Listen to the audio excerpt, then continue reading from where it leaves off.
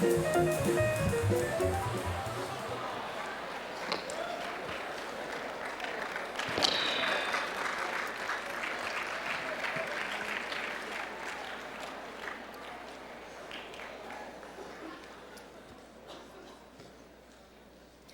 evening and welcome, everyone. On behalf of the Illinois High School Association and our over 800 member high schools, I would like to personally thank and welcome you to the 74th IHSA State Speech Finals.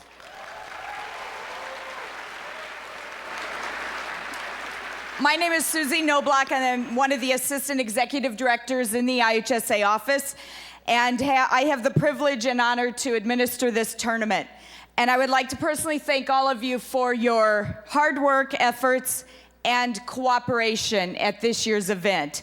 We had a lot of changes that we had to work with our venue, and without your cooperation, we could not be here ready to crown our champions. So thank you for your patience. Events like ours could not be conducted without the help of countless volunteers. And before we begin our award ceremony, I would love to give a brief introduction and thank you to some of the key players that helped our tournament run on time. I would like to first thank our volunteers from numerous high schools in the area, mentioned in the program, and then some that we didn't get in the program at that time. But I would love for anyone who was a room chair, a timer, or a runner to please stand, and let's recognize these young volunteers. Outstanding work. Students from Downers Grove South, U High, Normal West, Pekin High School, Washington High School. Thank you very much. I would also like to thank our state final committee. We had a host of experts in the field that helped in the tabulation room from Revis High School, Erica Bannock, and Tom Whitting. From Downers Grove North High School, Missy Carlson, Chuck Cavazos from Elk Grove Village, Tim Connors from Freeport High School, Bill Deloria from Olympia, Nicole Hendricks from Fenton High School, TJ from Oak Lawn Community, Pam Kimball from Benton High School, Paul Leachy, West Chicago, Lori Pillen from Rochelle, Dave Singular, Coal City, Lisa Stout, Washington High School, Tina Winings, Charleston High School. Thank you very much for all of your help in the tab room.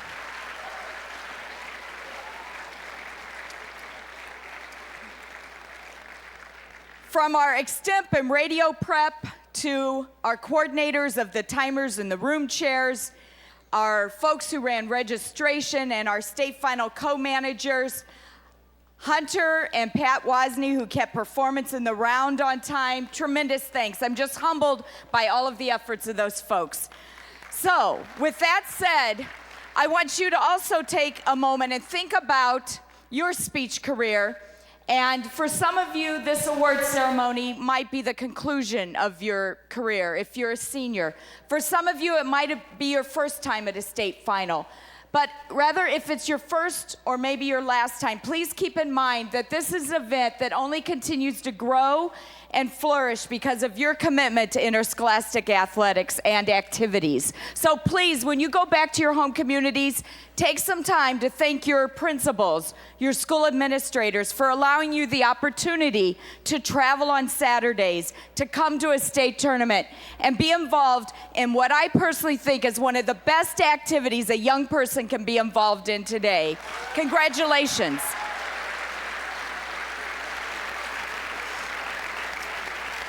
Before we go on with crowning our champions, I would like to introduce and give much thanks to a person who does so much behind the scenes, from the beginning of this series to the crowning of our last champion. And that is our state final manager, Miss Jan Heiting.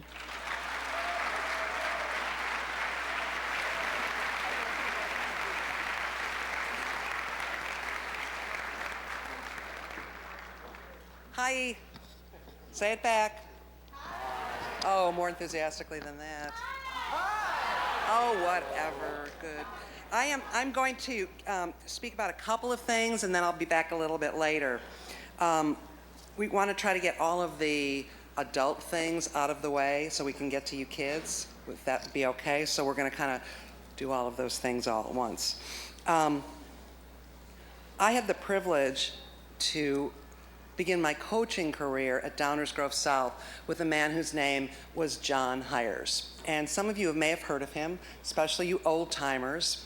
And John Hires, who started coaching actually in Peoria and then coached in many other places in the state, and we like to say invented impromptu, though we do believe it was a Greek philosopher, but that's okay. Really believed in this event and forensics and speech and debate and theater. And he believed in it not because of competition, but because what we all know, what this event does for each and every one of you, and for me, I did this in high school as well, as we move forward and meet our peers that weren't smart enough to join us in this endeavor. I believe, and I know you do too, that there is no better event. And John was a proponent of that theory, but more importantly, not just looking at champions, but looking at those individuals who participated, who gave of themselves, either as competitors and also as coaches. So in his name, after he passed a number of years ago, we have a tribute to him, which becomes a tribute to those coaches who are retiring and going on to do other things, probably to just continue coaching. Ask Mr. Zuerzen, who, by the way, is a wonderful dinner companion. So in his name, we have the John Hires Distinguished Service Award that recognizes not only success in coaching, but more importantly, the dedication to this art, and more importantly, to students. This year we have 3 individuals who are retiring, and I'm going to ask the 3 of them to come up, and then I'm going to talk about them. Unfortunately, at this moment, we only have 2 of the awards. Why? It's a long story. It's kind of the same, well, I'm not going to go there. Anyway, if I could invite the following individuals to the stage, and if you would give them your applause. From Eureka High School, Diane Sluter. From Benton High School, Pam Kimball. And from Olympia High School, Bill Deloria.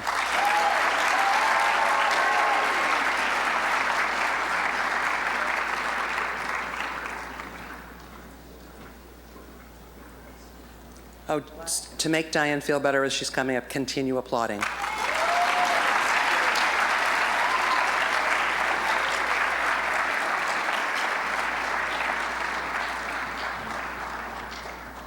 One of the elements that John Hires shared with these 3 individuals is the family spirit of this event. I had the privilege, after John's passing, to coach his daughter, Kelly, who was a remarkable individual because, well, for many reasons, but mostly because of her relationship with her father and what she did to continue to devote herself to this event because of him and in his honor. These 3 individuals have that in common. Diane's daughter also continued as a member of our community, coaching and directing. Bill's daughter competed here today. Where is she? She's going to sing later on. She's going to sing, and will sing later on, as will Bill. And Pam Kimball's son was a state champion in humorous interpretation. Now these... Oh, her other son also competed. We're proud of him, too.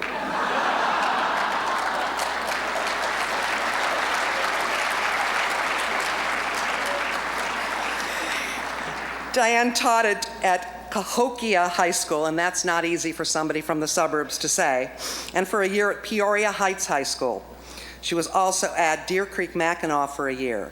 She's coached now and taught at Eureka for 29 years. And for the last number of years has dedicated herself not only to forensics, but also to being here with us and helping with tournament management. She majored in journalism, and she has an older daughter named Rhonda who followed in that career path, a journalist. So we like journalists as well as Anna, who did other things, right? Pam Kimball attended Eastern Illinois University and taught and coached at Benton for 34 years. She was a speech and drama instructor. She has a bunch of state champions, including, yes, her son Justin. It's written here, not a mention of the other son. Just saying. She's also done contest play and group interp and is a lover of all things animal print.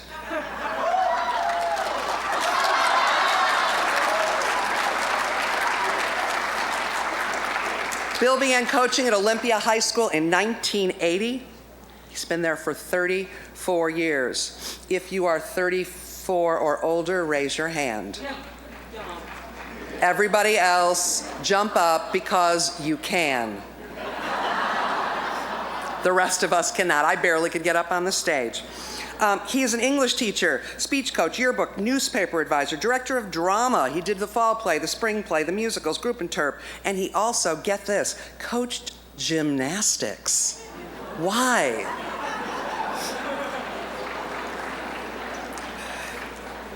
I tease, but these three have dedicated so much of their time and energy to this event. And while I would say they will be missed, I am certain they will not be far away.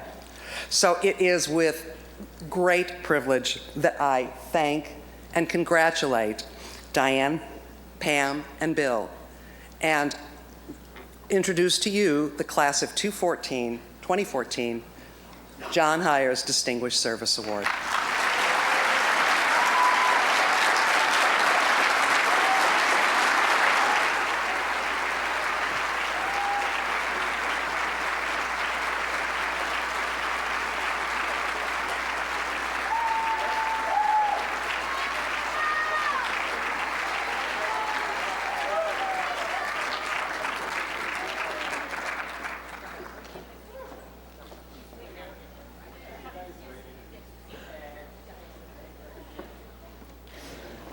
Congratulations.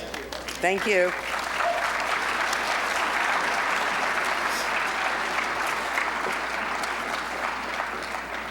I have one more award.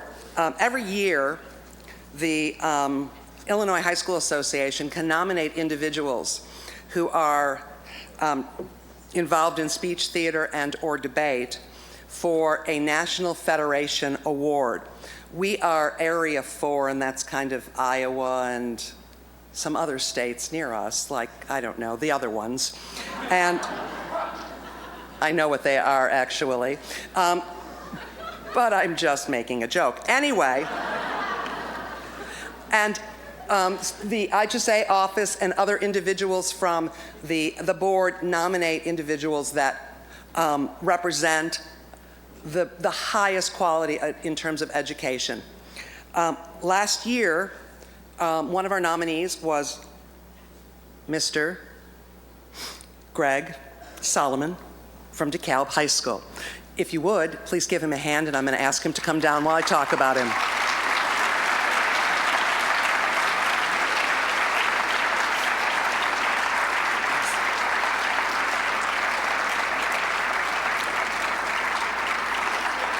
Greg is a state winner from 2013.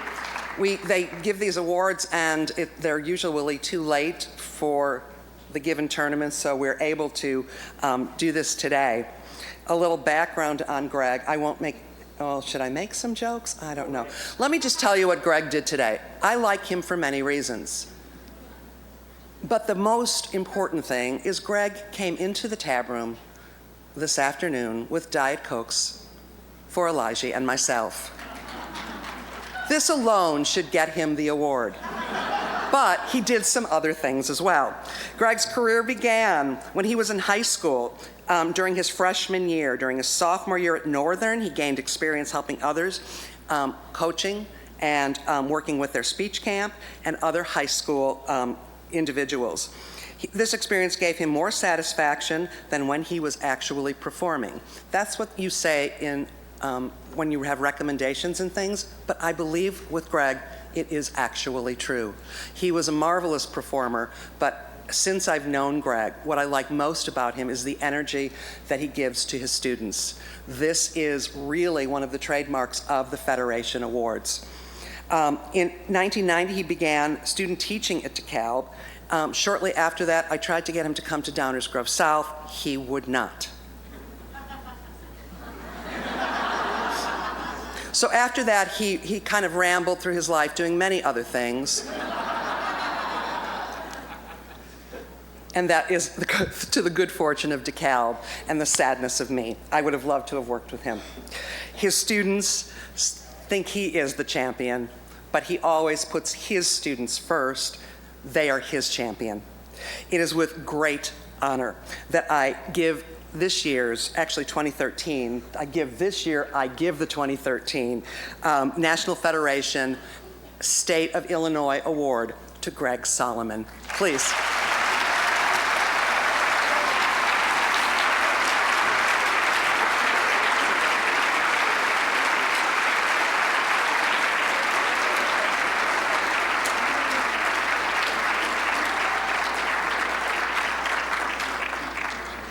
Congratulations. And now, direct from the home show, Mr. John Knight, your Master of Ceremonies.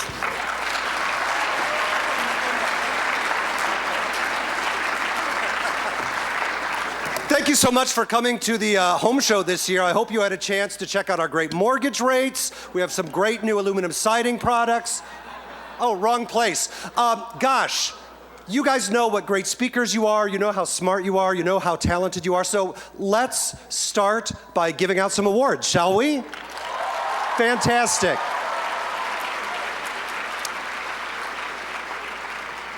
But first of all, we'd like to take a moment to think about what makes it all possible, America. So I'm going to introduce to you our national anthem singers today from Olympia High School in Stanford, Illinois, a mixed group singing the national anthem.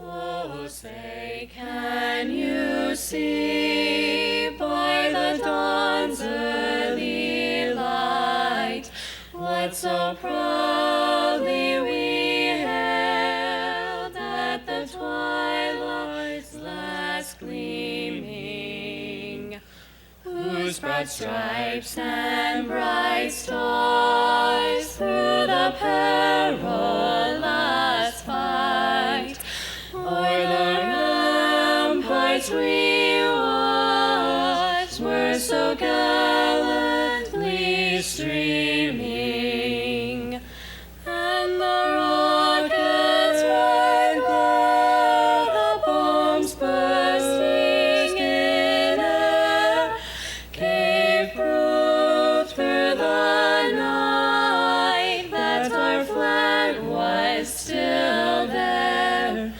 Oh, say does that star-spangled banner yet wave o'er the land of the free and the home of the brave?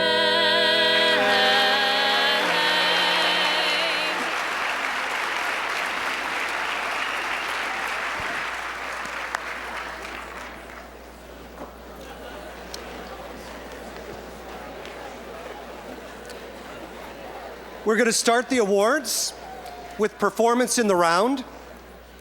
There were 6 finalists this afternoon in performance in the round. I'd like to recognize all 6 of them. Unfortunately, we do not have trophies or medals for places 6th through 2nd, but we would certainly like to congratulate them with your warm applause, and then when we have our tournament champions, they will come up here and perform for you. So in 6th place in performance in the round from Warren High School, Warren.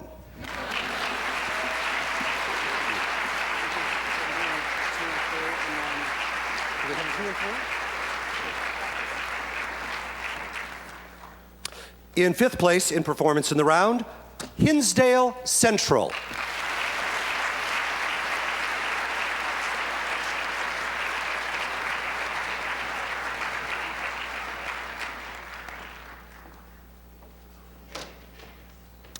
In 4th place, Moline High School.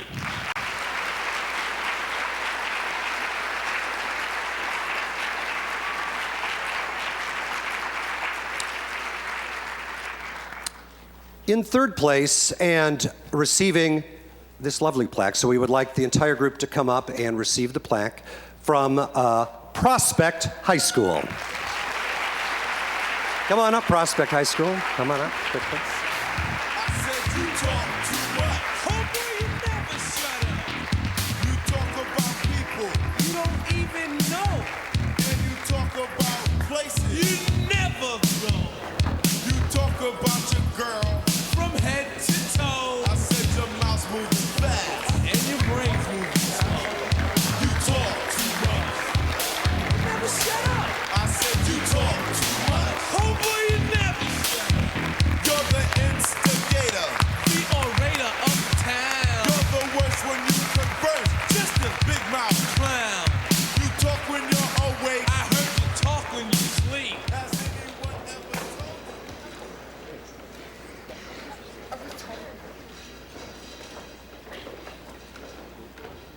Second place in performance in the round, Glenbard West. You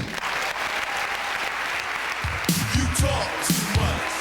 You never shut up. I said you talk too much. Homeboy, you never shut up.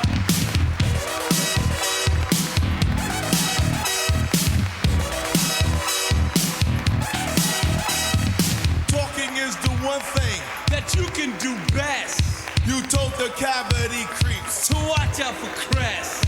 You never have the story right and exact, and then you always try to bore me with your yakety yak.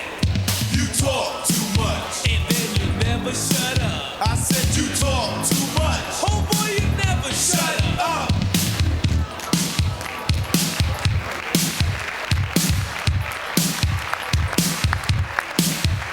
Every day you are out fighting someone in the street, and you're always fighting someone you know you can't beat. And please welcome your tournament champions for 2014 in performance in the round, performing And a Child Shall Lead, Revis High School.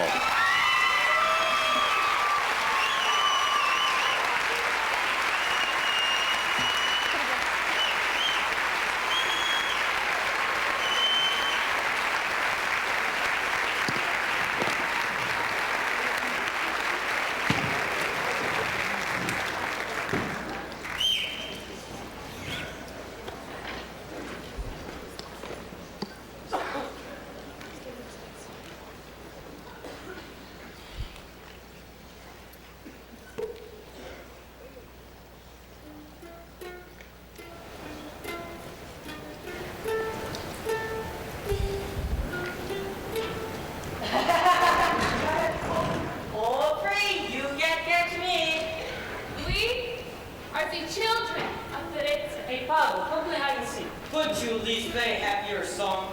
We play games and do what we can to keep our hopes and our spirits alive. No one else is getting past me. Some write poems and some play music. Wait, Yana! Oh, free! You can't catch me! We are just children, but our stories have power.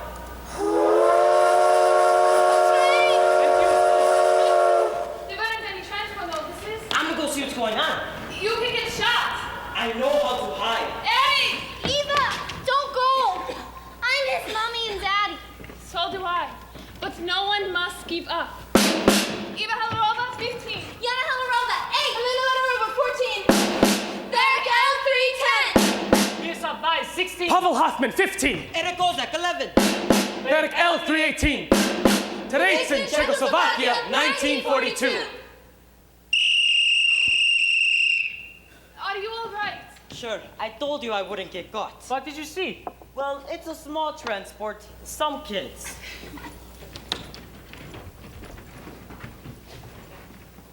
Gabriela Ventrova, 14, 83 Sileta Street, Prague. Martin Lovett, 13, 317 Mazel Street, Prague. Not anymore. Now you live in Terezin. Life here is going to be a little different. You hear people crying and screaming. And guards shouting. They only let us take one thing from our homes. I was in my house drawing. They came to our room. I was separated from my parents. We share your drawing. I'm hungry. I haven't eaten since they took us. He wakes at 9 at 7 a.m., noon, and 7 p.m. He gets him water and a crust of bread. Where is he, parents? Some are in the camp and some get sent to other places. I want to go home. So do we all. The Germans started making a film here yesterday. Propaganda that shows the outside world. The Fuhrer presents the Jews with a city. Elena, can you read me a poem? The poor thing stands there vainly. Vainly, she strains her voice. Are you writing a poem too? No, just drawing. Do you want to show it to the others? Perhaps she'll die. Then can you say how beautiful the world is today? Eva, I miss Mommy and Daddy. So do I. Why did they take us away? We've been through these. Why? Because we're Jewish. Why? Enough, Yana! The Germans make their propaganda films and the world chooses to believe their lies. No one knows what is really happening here. It is up to us. These are our lives. We must fight back in whatever ways we can. I want to fight back. No, not that kind of fighting. Some of us write poems or keep a diary. And you can get shot for it, Miroslav. That is because there is power in the written word. What if we organize our writing in some kind of newspaper? Document everything going on here, the bad and the good. Who will read it? Us, the other prisoners. It could be an inspiration. And maybe one day we can find a way to get a copy to the outside world. I wrote for my school's newspaper. And I was editor of mine. We can handwrite the copies. We have to find a lot of paper. Keeping out for scraps, old office rooms, anything you can write on, or did. Just don't let the guards see you. Anyone caught doing this will be killed. We won't get caught. It's got to have a name. I know. Venom. We are leading. Venom! I love it.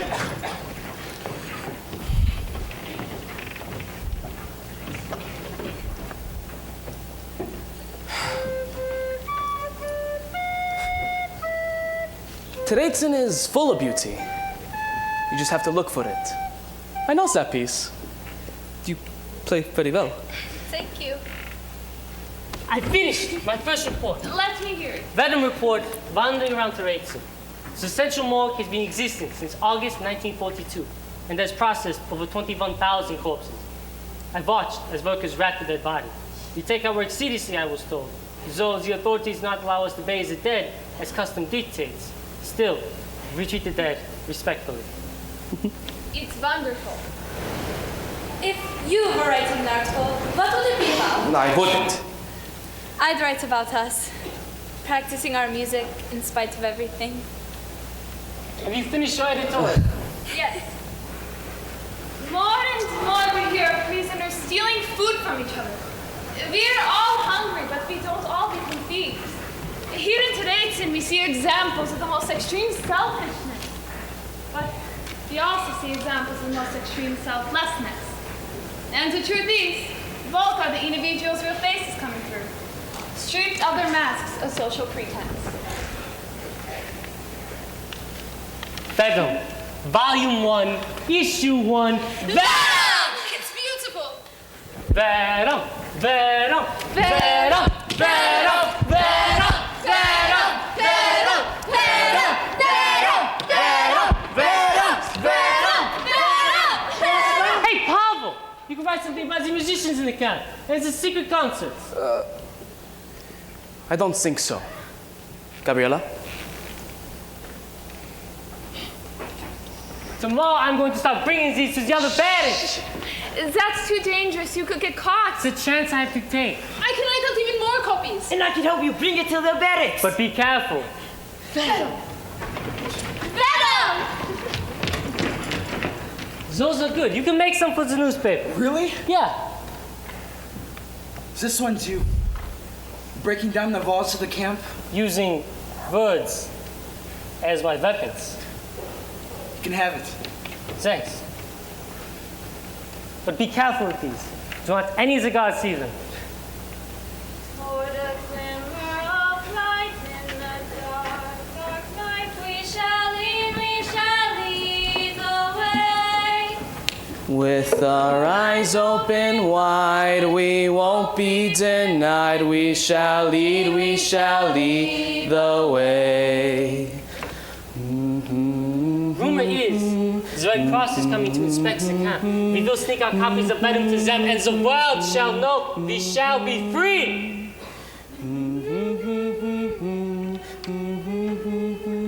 Gebiet feindfrei! Scharfschütze!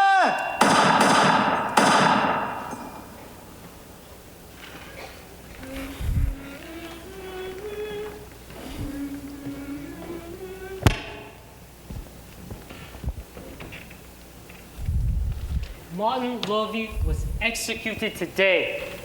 His offense? Being caught drawing a picture.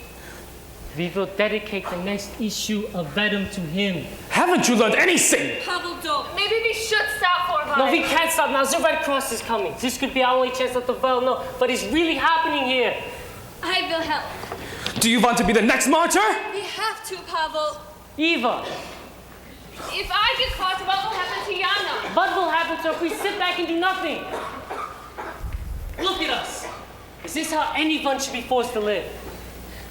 We will continue to write and draw and grow. We will continue to document. Battle! The recitation. On March 18th, Vlasta Shanova recited Maka's May in L203. 50 people, starved for culture, willing to risk their lives to hear a poem. Battle! The planes to Poland are coming faster, taking Jews to bigger camps where they kill thousands of people at a time. In gas chambers. Battle! I saw an old man sitting on the ground. He was trying to eat a crust of bread, only he couldn't because he only wanted to chew. Battle! The rumor is that the typhus epidemic was deliberately started with the transport of infected prisoners that the Germans have scattered about the camp. It's become more economical than transports to Poland. Battle! The big joke! Today, the Red Cross visit the camp. 1/3 of Turretsin's residents were transported to Poland, so it wouldn't seem too crowded here. The delegation had a lovely day. Some of the younger children were given new clothes and got to ride on the carousel. Which was all specially built for the occasion. The Red Cross was very happy to see that the rumors they heard were false, and they were careful not to continue down the road to the crematorium. Everyone was very, very happy. Why didn't you give our newspaper to the Red Cross? No one was not even near them. They didn't see it. If you'd given me the copies, I would have jumped off the damn carousel, ran straight to them screaming, read this! They could be dead. We've got to fight back! We are. By staying alive, by defying them. Gabriella,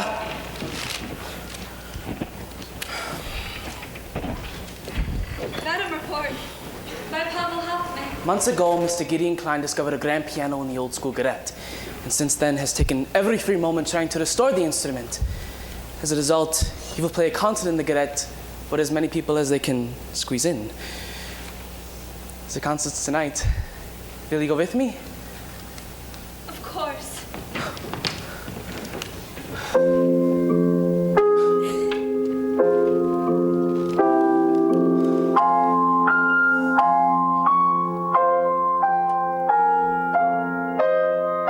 Have essentially since anyone so much as touched this piano.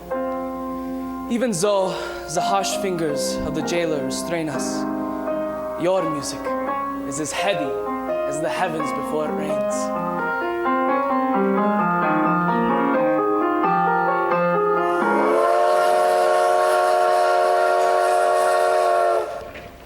There are transports. We know.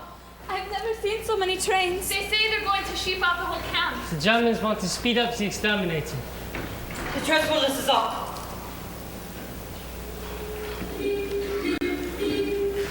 Kosek, Eric. Hilarova, Eva. Hilarova, Yana. I don't want to go to Poland. I know, but we can go together. Hilarova, Elena. Weiss, Miroslav. Ventrova, Gabriela. Eva was right. They're shipping the whole camp out, but at least we'll be together. And the Allies are getting closer every day. We just have to stick together. Except me. What? I don't have a transport summons. But you have to. It doesn't matter. I'll just get on the train. Maybe you were right. Maybe we should have been fighting. You can't. You're safer here. Dear diary, this is my final entry. I am off to Poland.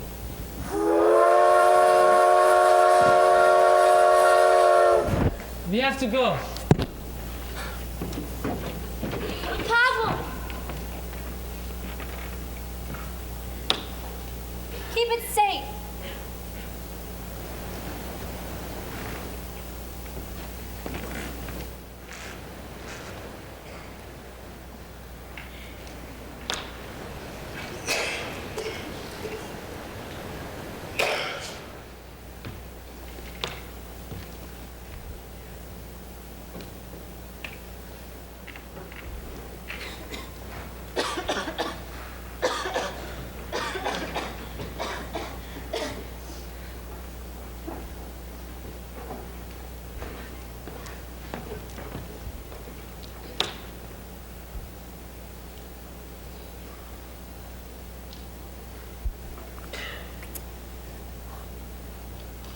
I'll find you. I promise.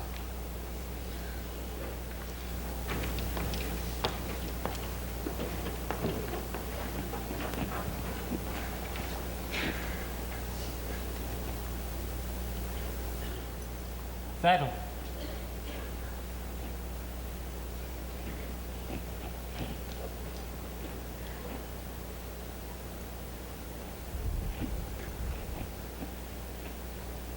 I want someone to know we existed.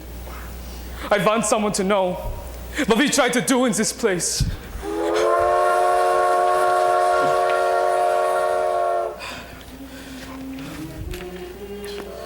How about Hoffman kept the report safe and hidden until the Russians liberated the Dresden concentration camp in May of 1945. Over 700 pages of venom survived the war.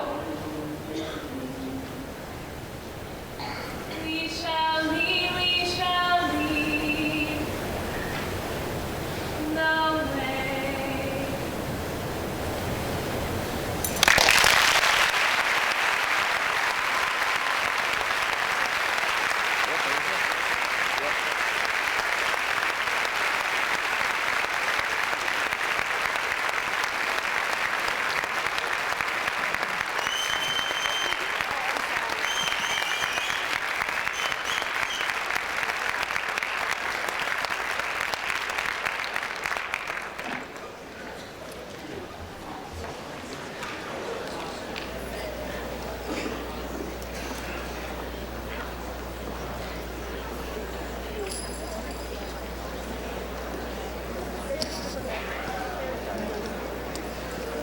And now we'd like to present the trophy and medals to your first place performance in the round. Once again, Revis High School.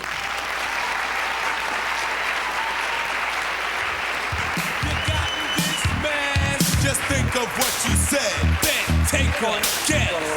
You talk too much. never shut up. I said you talk too much. Homeboy, you never shut up. You're always spreading rumors, whether bad or good. You're the damn Walter Cronkite of the neighborhood, the Barbara Walters, and the Howard Coast Sound. You always come around with the story to tell. You talk too much, and then you never shut up. I said you talk too much. Homeboy, you never shut up.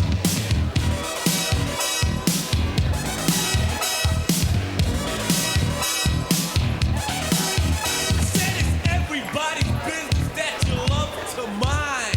And talking to you is like dropping a dime.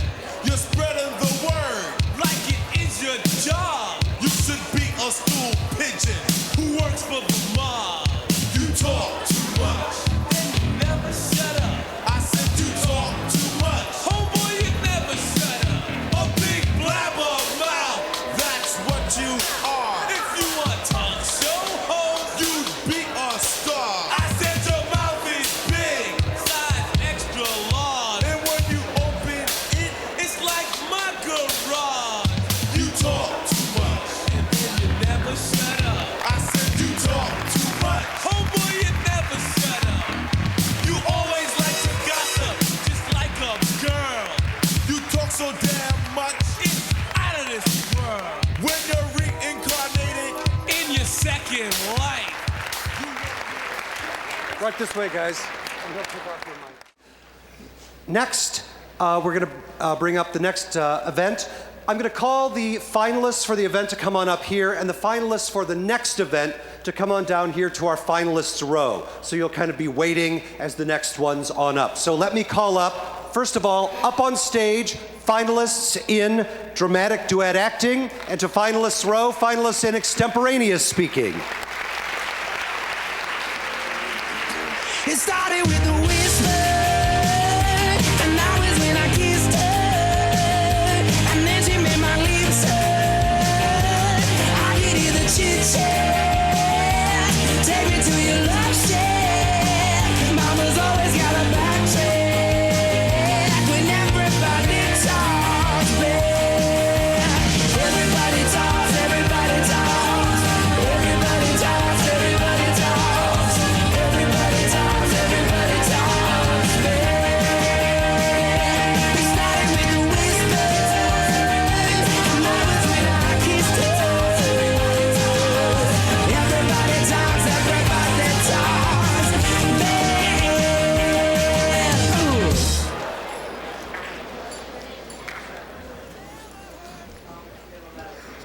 One moment, please. We have a metal issue. Let us untangle that metal issue. Once again, everybody, the finalists in dramatic duet acting. They'll try to shake you. Don't let them break you or stop your world from turning. When words keep you from feeling good, use them as firewood and let them burn. Like stones in your pocket, people try to weigh you down. Someone always wants to take the love you found. In sixth place, from Marion High School, Emerson Pavour and Regina Hoyles.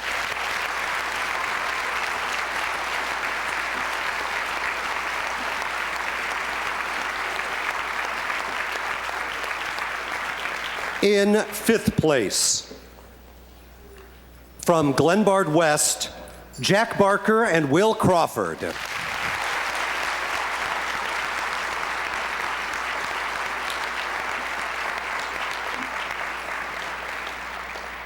In fourth place, Laura Nelson and Georgie Sadler from Hinsdale Central.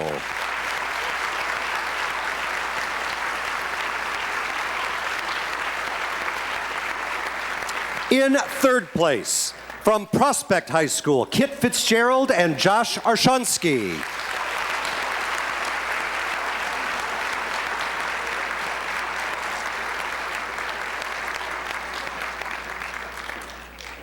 Your tournament runner-up in dramatic duet acting, From Thornridge, Tiara Sterling and Corey Jackson.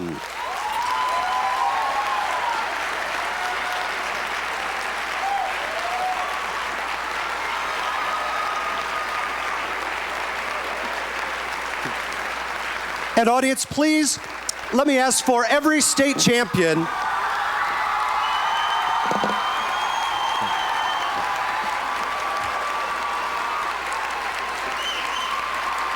in first place. Here's what we're going to do. Just so that the state champions have that thrill of hearing their names, hold your applause until they can hear them, and then go wild. So in first place, your tournament champions from Oak Lawn Community High School, Cameron De La Mora and Taylor Lindemann.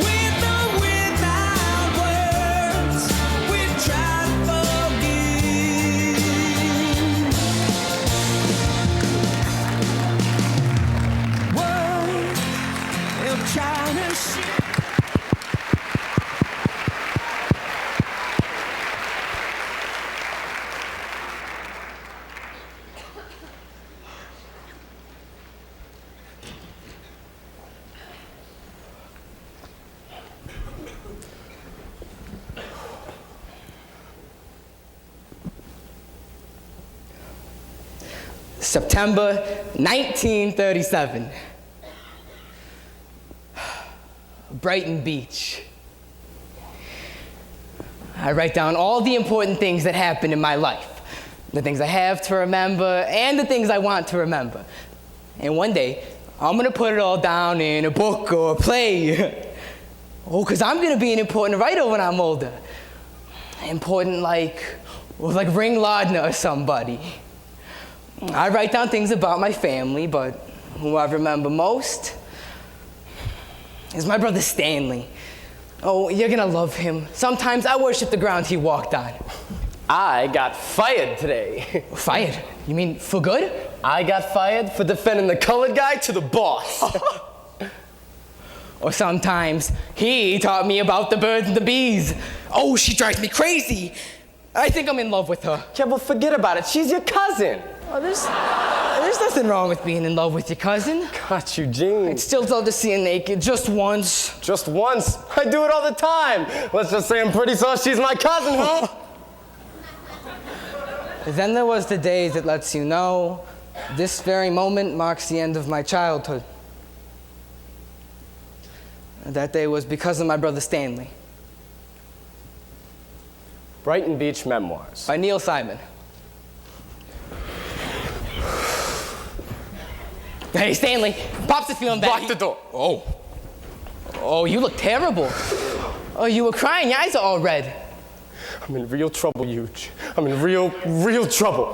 Hey, when did you take up smoking? I do it in the stockroom all the time. Don't let me see you do it. It's a bad habit. Oh, well, how come you do it? Because I like it. What brand you smoke? Lucky Strikes. I knew you would. Swear what I tell you. You don't tell a living soul. Oh, I take an oath on the life of the entire New York Yankees. What happened? Look, I gotta leave, Eugene, okay? I'm a disappointment, and I just need to start over, right? Wait, what? Why? I lost my salary. God, the entire $17. It's gone. I lost my salary. Well, where, in the subway? In a poker game. I lost it gambling. In a poker game? Hey, will you shut up? Do you want to kill Pops right in his bed? You never told me you gambled. Just do it at lunch hour for pennies. I was good, too. I always won. You know, a dime, a quarter. So when Pops got sick, I thought I could help out, you know, make some extra money. So I went and played at this game over at Florsheim's, and boy, did I learn about poker. They cleaned me out in 20 minutes. Oh, why don't you just tell him you lost the money? You could tear a hole in your pocket. I already used that one. When? Back in November when I lost $5. Pop says from now on, check your pockets every morning. What'd you do with that $5? Did you gamble that too? No, I gave it to a girl. You know, pro. A prostitute? Oh, you went to one of those places. Holy crap! Hey, don't make me warn you about that word again. What was she like? Oh, was she pretty? How old was she? Stop with me, Eugene. Did she get completely naked or what? Every time I get in trouble, I gotta tell you what a naked girl looks like?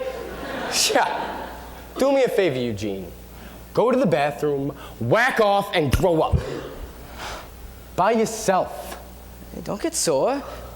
If you and me would be asking the same question. God, how could you even understand, huh? You don't have any of the responsibilities I do. Still looking up girls' dresses on the staircase. Hey, I worked plenty hard in school. Oh, yeah? Then let me see your report card. It's the first of the month. I know you got it. I want to see your report card. No, I do not have to show you. You're not my father. Yes, I am. And as long as Pops is sick, I am. I'm the only one in the family who's working, ain't I? Yeah, well, where's the salary this week? Huh, Pops? You know, I hate you sometimes. You're nothing but a lousy bastard. I help you out all the time, and you never help me out without asking something for it. Give me your report card. Give it to me, damn it, or I'll beat your face in. Well, you want it so bad. Here you go, you bastard.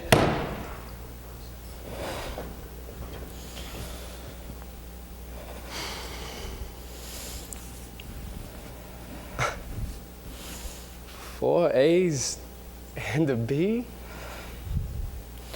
That's good.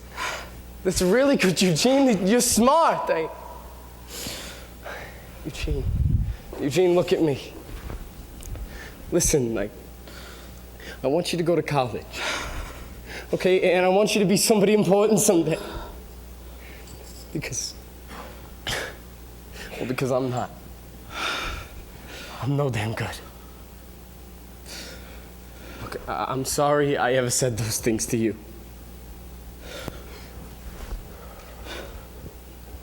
Me too. I'm sorry too. Come on. Get over here. Hey. Eugene, it's time for me to go. Why? Well, where will you go? Well, I was thinking about joining the Army. Pop says we'll be at war in a few years, and maybe I could be a sergeant or something by the time it starts up. Sergeant in the Army makes real good dough. I could send my paycheck home every month. Stan, and I would... this is stupid. You know you don't have to do this. Yes, I do, Eugene. Well, if it lasts long enough, I could join too. No, you don't go to the Army unless the Army comes and gets you. You hear me? All right, now you go to college. Okay, promise me you'll go to college. What do you have to leave for? Don't start crying. Pops will hear you. I don't care. I don't care if Pops hears me. He's not gonna stay mad at you forever. I was mad at you and I got over it.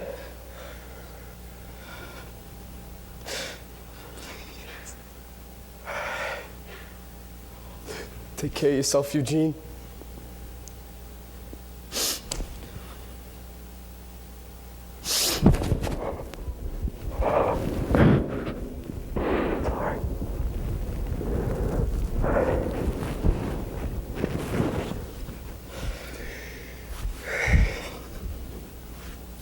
Oh, and hey, if you ever write a story about me, call me Hank. I really love the name Hank.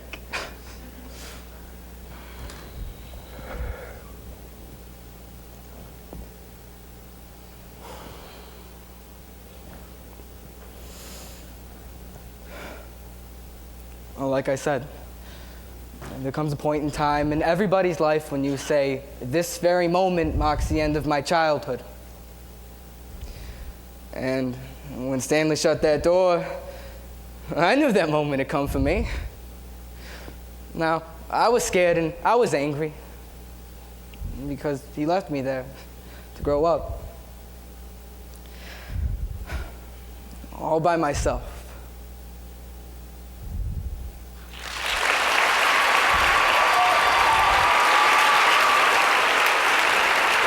Your state champions in dramatic duet acting.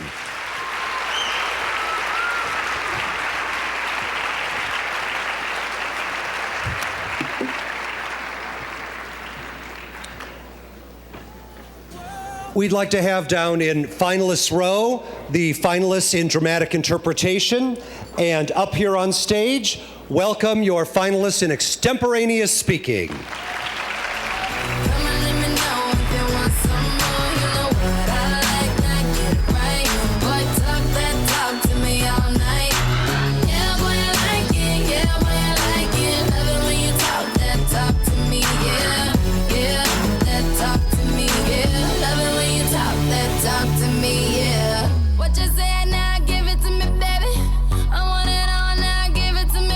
In sixth place in extemporaneous speaking, from Belleville West, Bethany Dane.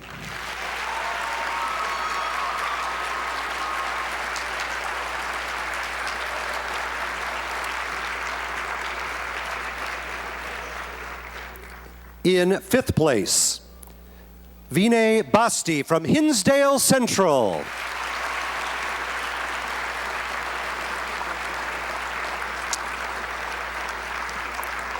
In fourth place, from Wheaton Warrenville South, Tyler McSannick.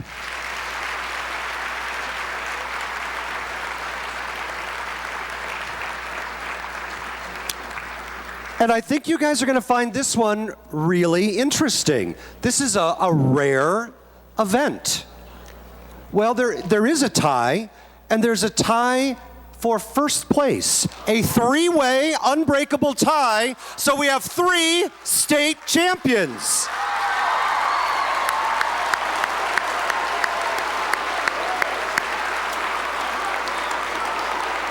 All right, so let's recognize each one of them by name. First of all, we don't have 3 first place medals, so we're going to give them a third place and a second place medal, but they will all get a first place medal. So in first place from the Illinois Math and Science Academy, Vinesh Kannan. From Huntley High School, Parth Patel. And from Nequa Valley, Samaya Jain.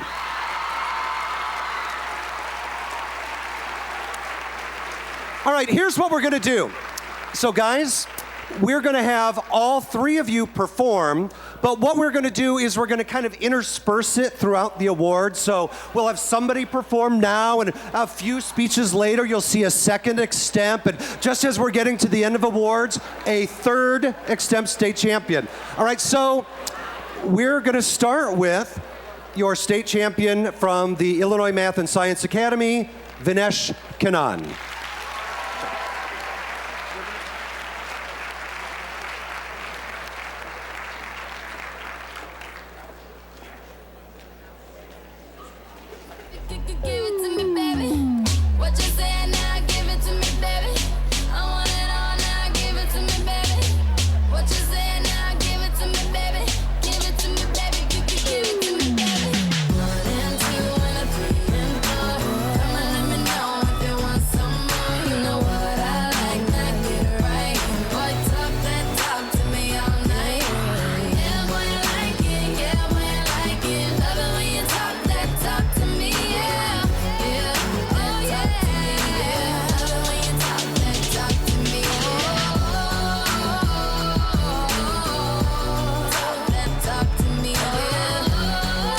Champion in extemporaneous speaking, number 1, Vinesh Kannan.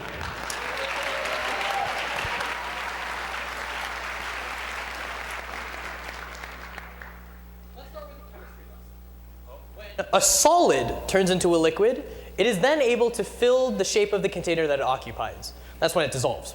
So now let's take a monetary policy lesson. When a bank is considered to be liquid, that means it has enough money to spend on loans. Unfortunately, the problem with these two descriptions, solid and liquid, is that neither accurately portrays the Eurozone. And this group of states, all of whom are united under the euro currency, can't even be considered to be solid because so many nations have individual public debt. And their banks aren't liquid either. In fact, a report published by the European Central Bank on January 14th shows that the deficit between the amount of money and assets that European banks actually have and the values of the loan they paid out is strong at 42 billion euros. Regardless of this, it would be nice if Europe could get some solvency. But that's not the sort of dissolution that bankers and politicians are talking about when they wonder, will the euro be dissolved in 2014? And the answer to this is a clear no. European leaders know that this would be a bad move for three important reasons. First of all, the economies of Europe depend on each other and a common currency for growth. Second, the dissolution of the euro would hurt confidence across the economies. And finally, European leaders have already established a commitment to making necessary reforms to keep the currency. But the first reason that we won't see the euro dissolved, at least not in 2014, is because the economies of Europe depend on each other and a common currency for growth. In the interest of multidisciplinarity, we'll take a history lesson now. After World War I, the economies of Europe were struggling to revitalize themselves. And one of the most important moves they took was to drop trade regulations, making it easier for commodities and products to be traded between nations. But in addition, they formed the Eurozone, creating an overarching currency known as the euro. And that eliminated the tasking problem of currency exchanges, which were not only time-consuming, but often came with transactions that could hurt economic growth. Today, having these barriers dropped in a common currency is a beneficial source of growth for Europe. According to a New York Times report from February 14th, Ulster Steel, one of the most powerful steel companies across all of Europe, is expecting a 2.5% increase in demand in this coming year, a demand statistic that would likely be cut if the European currency were not around to ease deals. But even entire countries have benefited from this as well. The Eurozone economy of Germany is regarded as a manufacturing hub, and over the past month, they saw a 9.2% increase in car exports. Those are bought by countries like France, another example of interconnection in the Eurozone. In that same month, the New York Times also reported that France's gross domestic product grew by 0.3%, something that may not have been possible without an overarching currency to help ease trade deals for them. Unfortunately, this is not always true across all European economies, and that's why the euro needs to stay in place. According to a February 14th report from the Organization for Economic Collaboration and Development, the difference between potential output and actual output in countries like Italy, Portugal, and Spain is 3.8%. The easiest way to allow them to have freer trade and close that gap is to have a united currency. But another reason why the euro won't be dissolved in 2014 is because that sort of action would hamper confidence across all parts of the economy. And this is because having a united currency and an organization to govern it, the European Central Bank, is beneficial to confidence. A report published by the European Central Bank on February 10th shows that it engages in something that most people and businessmen haven't been doing lately: buying bonds from governments and banks. This is one of the surest indicators of confidence because it means that banks trust political and financial institutions enough to credit their stability and commitment to reforms by purchasing their bonds and giving them money in turn. That's important because it frees up money that can then be loaned out. Businesses take this money and they then use it to expand themselves and hire more employees, crucial to the growth of the Eurozone. An article published by The Telegraph on February 14th shows that this has already had a positive effect in countries like Italy, where over the last month, unemployment dropped from 12.8% to 12.7%. Though this is a meager statistic, it is a positive sign of how things work. And frankly, if the European Central Bank were not united under a currency that would allow it to take these confidence-boosting measures, no one would. But the Eurozone and the euro will not be dissolved in 2014 because Europe's leaders, at least as far as we can trust them, have already made a commitment to creating the necessary financial reforms to keep their currency. The first of these fall under the category of monetary reforms, to the ways that loan and currency are taken out. According to a European Central Bank report from February 10th, the first of these is known as the European Banking Union, which will give the European Central Bank control to regulate many of the banks across Europe. And those banks contributed to the problem with Eurozone in the first place. Many of them made bad loans that they didn't have the assets or money to take, and those loans had little chance of being paid back. Now, keeping the euro currency and the ability to regulate those banks allows the European Central Government to prevent people from making bad loans and put stress tests on how much money that they actually have. Another important reform that European leaders are making comes in terms of fiscal policy, how much money that governments spend and take in. An article published by the New York Times on February 12th shows that this is happening in France with a commitment from President Francois Hollande. And that's particularly important because France is socialist.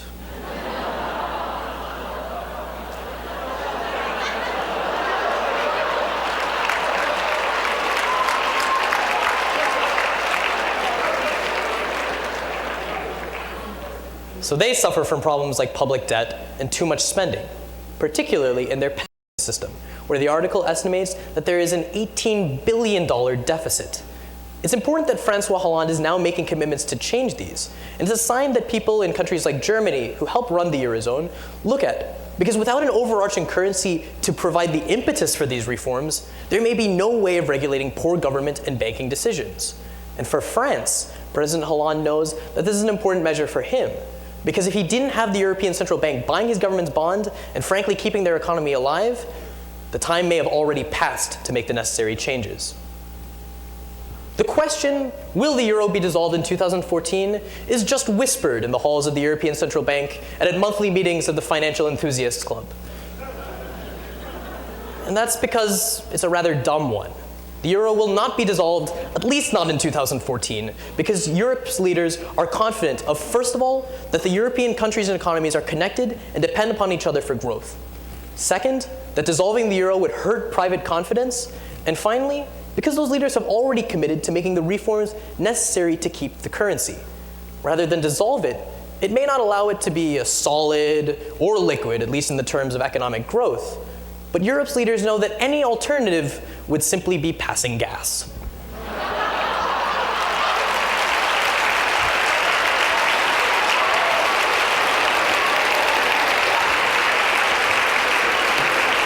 Your state champion in extemporaneous speaking.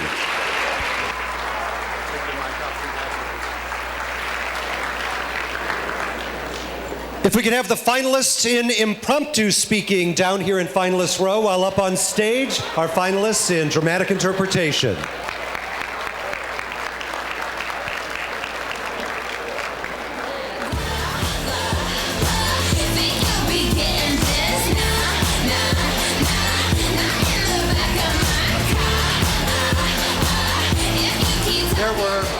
There were 6 finalists in the final round of dramatic interpretation. In 6th place, Brittany Nellums from Larkin High School.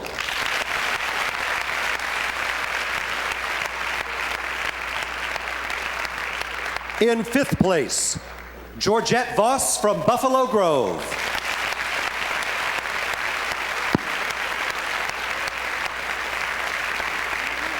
In 4th place, Spencer Wawak from Hinsdale Central.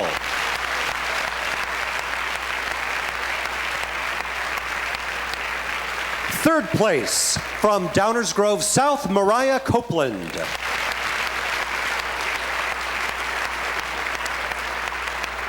Your tournament runner-up in dramatic interpretation is Jacob Quirk from Huntley High School.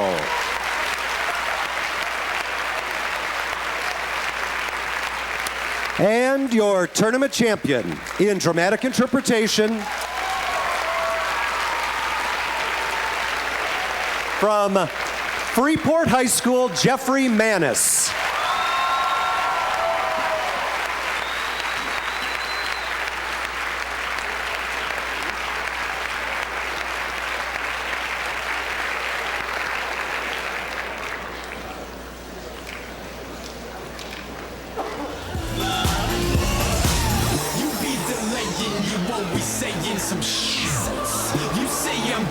I'm never laying the deal, saying blah, blah, blah. Cause I don't care who you are in this bar, it only matters who I am.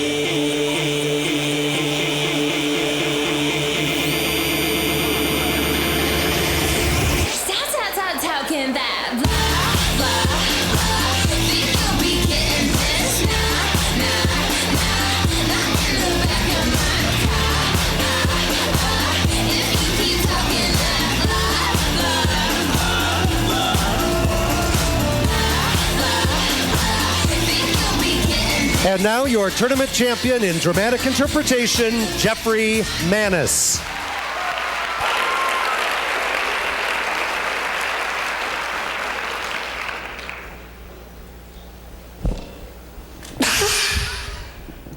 My name is Bruno Littlemore. Bruno, I was given. Littlemore, I gave myself, and with some prodding, I've decided to give the gift of my memoirs. I made it by an intern, Gwen, who record my every word with laser-like precision.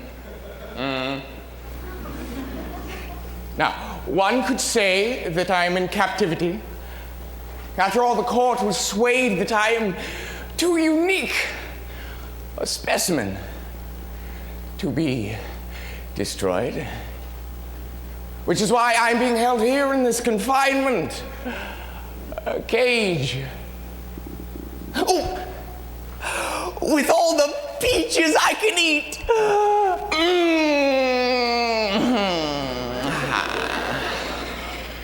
All told, I've been in worse cages, but a cage nonetheless. So where should I begin? I'll start with the first time I met Lydia. After all, Lydia is the reason why I'm here. But Lydia and Dr. Norman Plumley.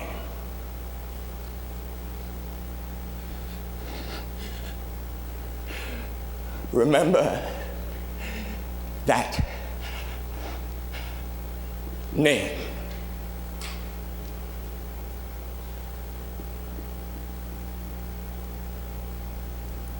Language. The great equalizer has the power to save lives, stop injustice, and end war. But if used recklessly, it can do more harm than good. Author Benjamin Hale illustrates this with Bruno Littlemore, a chimpanzee, making the transition from animal to human, and shows us that sometimes ignorance is bliss. The Evolution of Bruno Littlemore by Benjamin Hale.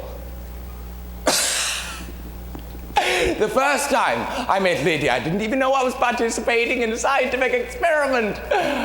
My sister, Celeste, and I were conveyed into this alien room. Suddenly, a scientist produced from his pocket a peach. A peach. I would have sold my soul for a peach. And in a way, I did. I remember hating her, loathing him for the way he lorded the fruit over me. This man was Dr. Norman Plumley. After some experiments, I was allowed to sit in the corner and play with my toys. And Lydia joined me. She picked me up and held me. And I put strands of her hair in my mouth. Lydia was my first love. Why don't you capitalize the L in love, Gwen? And why don't you capitalize the F in verse as well? She brought me out of my animal darkness. I made a decision. I looked at Lydia and I said to her, "Room." No. I forsook my animalhood then. Lydia became convinced that she would be able to teach an ape to fully understand and perhaps even verbally communicate in English. So I partook in experiments, flashcards with different symbols on them, hand gestures. I was expected to emulate the naming of things. For 2 years. Everything is a process and nothing is instantaneous. The experiments were fun at first, but I grew weary of them. As soon as I had one task down, they would introduce another one. I chose to learn them quickly, simply so that I wouldn't have to suffer through the brain-numbingly dull procedures ad nauseum.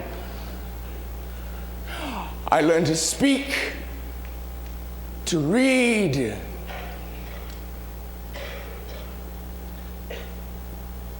and walk upright. I began taking nightly walks through the campus without a leash or collar. Degrading necessity these days. That night there, I was walking to the behavioral biology laboratory. Well, I could see that something was going on inside, so I entered the room.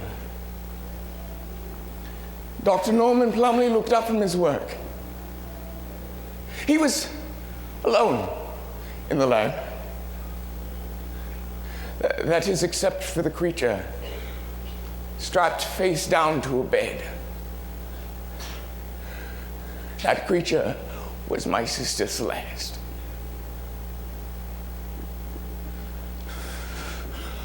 On one of the long tables, I saw several publications of pornographic nature. I grasped the nature of this experiment. I knew what was contained in that syringe was probably his own. This wasn't science. This was rape. And I said, "What are you doing to Celeste?" I saw him make a swift move, and at that moment I realized that my days of smashing and biting were not behind me after all. To kill a man with bare hands, teeth, fit of rage.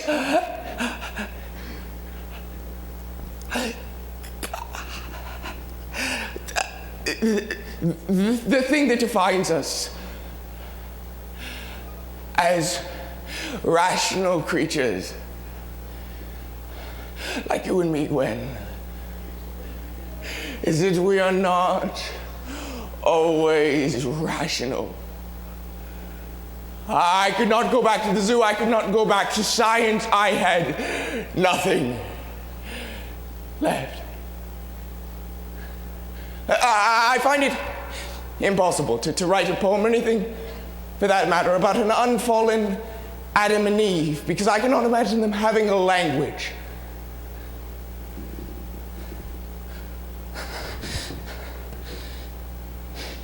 Eden was not sacrificed for the pleasure of a fruit, but for the pleasure of words. And now we have shame and pain and the knowledge of death,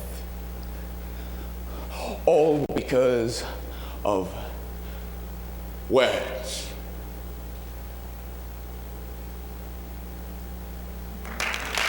For state champion in dramatic interpretation from Freeport High School, Jeffrey Manis.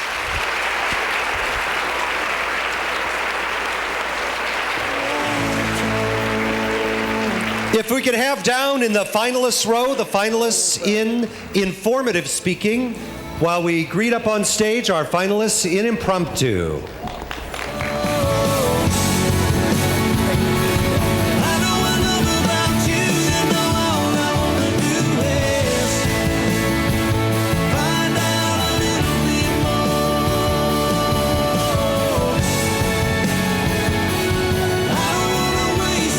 In sixth place in impromptu speaking, from Sandburg High School, Moyo Abiona.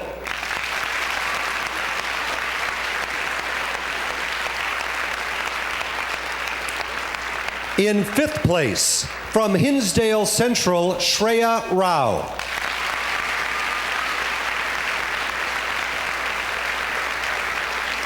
Fourth place in impromptu speaking from Pekin, Annika Rockhill.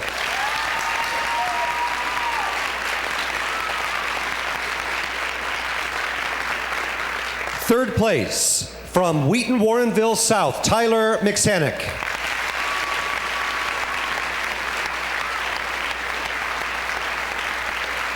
Your tournament runner-up in impromptu speaking, Ashley Munsell from Waterloo High School.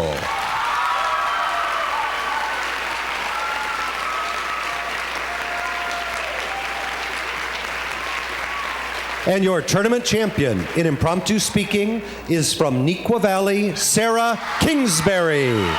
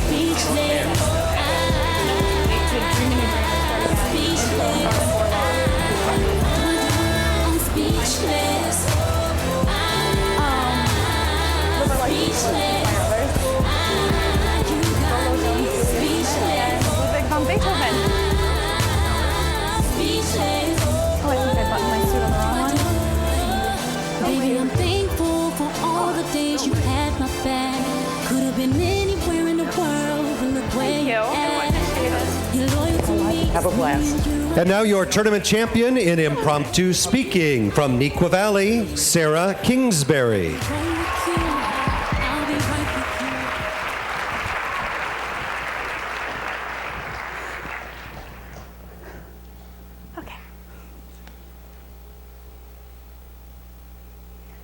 When Norman Borlaug went to the University of Minnesota, many people thought he would just fulfill the sport he had always done, wrestling. He was supposed to go through the wrestling program at Minnesota and become a professional wrestler. But Norman Borlaug decided at University of Minnesota Twin Cities that he loved biology. He decided that wrestling alone just wasn't for him.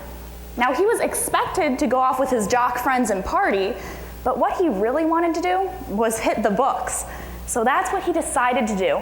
And because he stuck with biology, he was able to win a 1965 Nobel Peace Prize for the invention of dwarf wheat. And that's no short thing to laugh at. He understood that if he was able to create dwarf wheat, it could save thousands of African children when they couldn't grow wheat in their own sub-Saharan desert lands. Because he was interested in biology and changed the dream that he originally had, he realized that that was perfectly fine, and being adaptable allowed him for success in future life. That brings us to today's C.S. Lewis quotation, which states, "It is never too late to get a new goal or have a new dream." What C.S. Lewis is saying is that often we get so trapped in one goal or one dream that we can't see the outer possibilities. What we must recognize is no matter our age, we can try new things and enjoy them. In short, we should be able to adapt. And this is for three key reasons. First, if we're able to adapt, we may find a new talent. Next, if we're able to enjoy change, we'll be able to make the most of our time on Earth. But finally, we can inspire others to have change in their lives as well. So first, when we hit the Sochi Olympics, we're able to see how if we are able to adapt, we can find new talents. Lolo Jones in the 2012 Olympics in London was a track runner. But after a disappointing fourth place finish, she decided that the track she had been on all her life just wasn't for her. So she did what any rational Olympian would do. She took up bobsledding. she decided that bobsledding was going to be her new forte. And it was something totally different than what she had tried before. She realized that many people thought she couldn't change because she was an older Olympian, and it just seemed like her athletic dreams were at an end. But she realized, as C.S. Lewis said, that she needed to be able to change her dreams and her goals. She understood that changing her athletic abilities allowed her to find a new talent. And because she was able to do this, she's having a great time in Sochi and may make bobsledding her permanent sport. Now, after we leave Sochi, we can see why it's so important to be able to be adaptable. If we're able to do this, we can make the most of our time on Earth. Julia Schmidt knows all about this. As a marathon runner, she understands the importance of adapting to change in new situations as she gets older. Because she's 86. Julia Schmidt started running when she was 50. And after years of a domestic housewife life and being stuck as a mother, she decided that she wanted to have a change and do something for herself. All her life, her goals and dreams had been for her family. So she wanted to do something to make her a little more physically fit. Now, I'm in cross country, and I think 3 miles is tough. I could never do 26.2. But that's what she was able to do and is still doing, as she just finished her last marathon at the age of 86. She realized, as C.S. Lewis said, that she sure wasn't too old to start a new dream or have a new goal. Because she was able to do this, she's making the most of her time on Earth by enjoying it for herself. And finally, we can see on a larger scale why it's so important to be open and receptive to change. Because if we're able to do this, then we will be able to inspire others to change. Ludwig van Beethoven, one of my favorite pianists, decided that this was the path he wanted to take when he switched from the harpsichord to the piano. In the 18th century, the main string instrument was the harpsichord, but because it didn't really have any dynamic range, Ludwig van Beethoven broke quite a few. With his frantic playing, it just wasn't his instrument.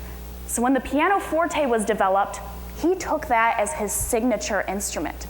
He tested out many of them until he found the perfect one for him.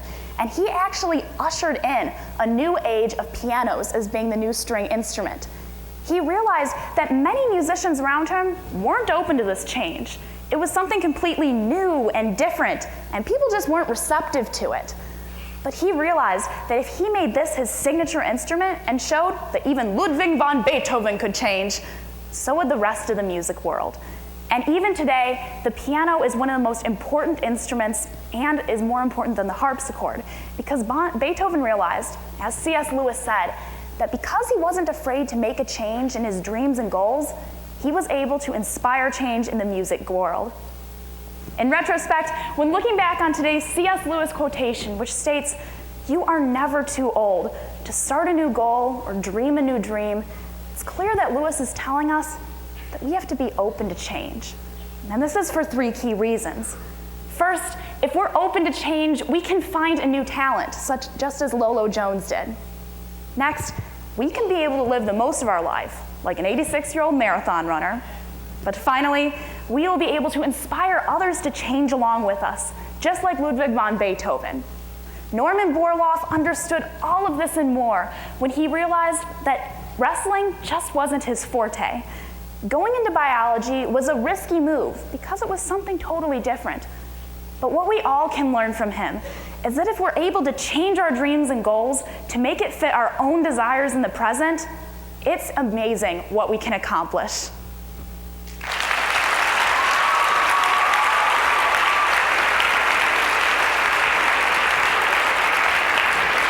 Your state champion in impromptu speaking.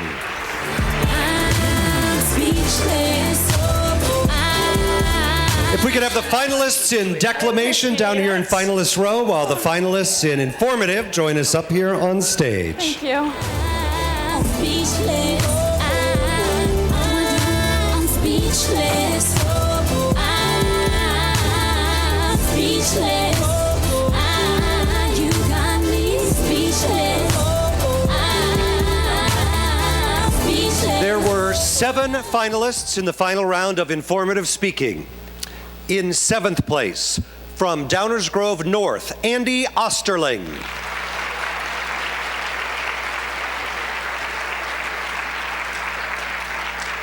In 6th place, from Hinsdale Central, Stephen Chun.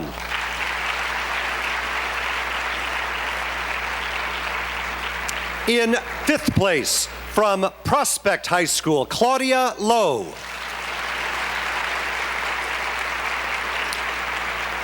In 4th place, from Carbondale High School, Radia Lalou.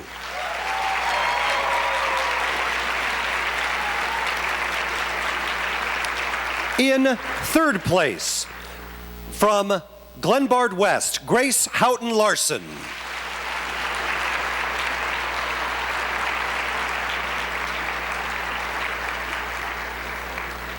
Your tournament runner-up in informative speaking is Marilyn Zubak from Wheaton, Warrenville South.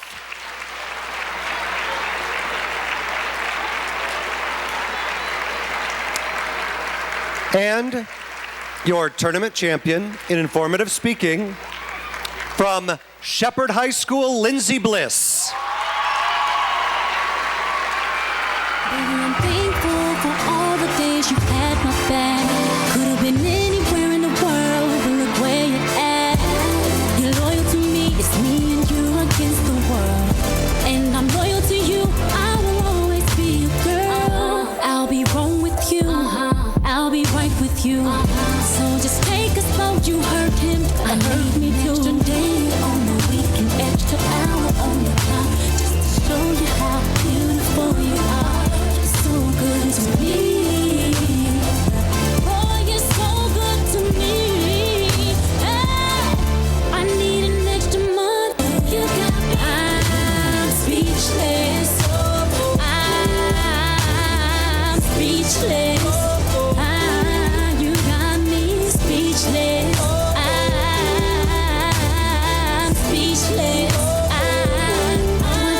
I'm speechless. I'm speechless. And your state champion in informative speaking, Lindsay Bliss.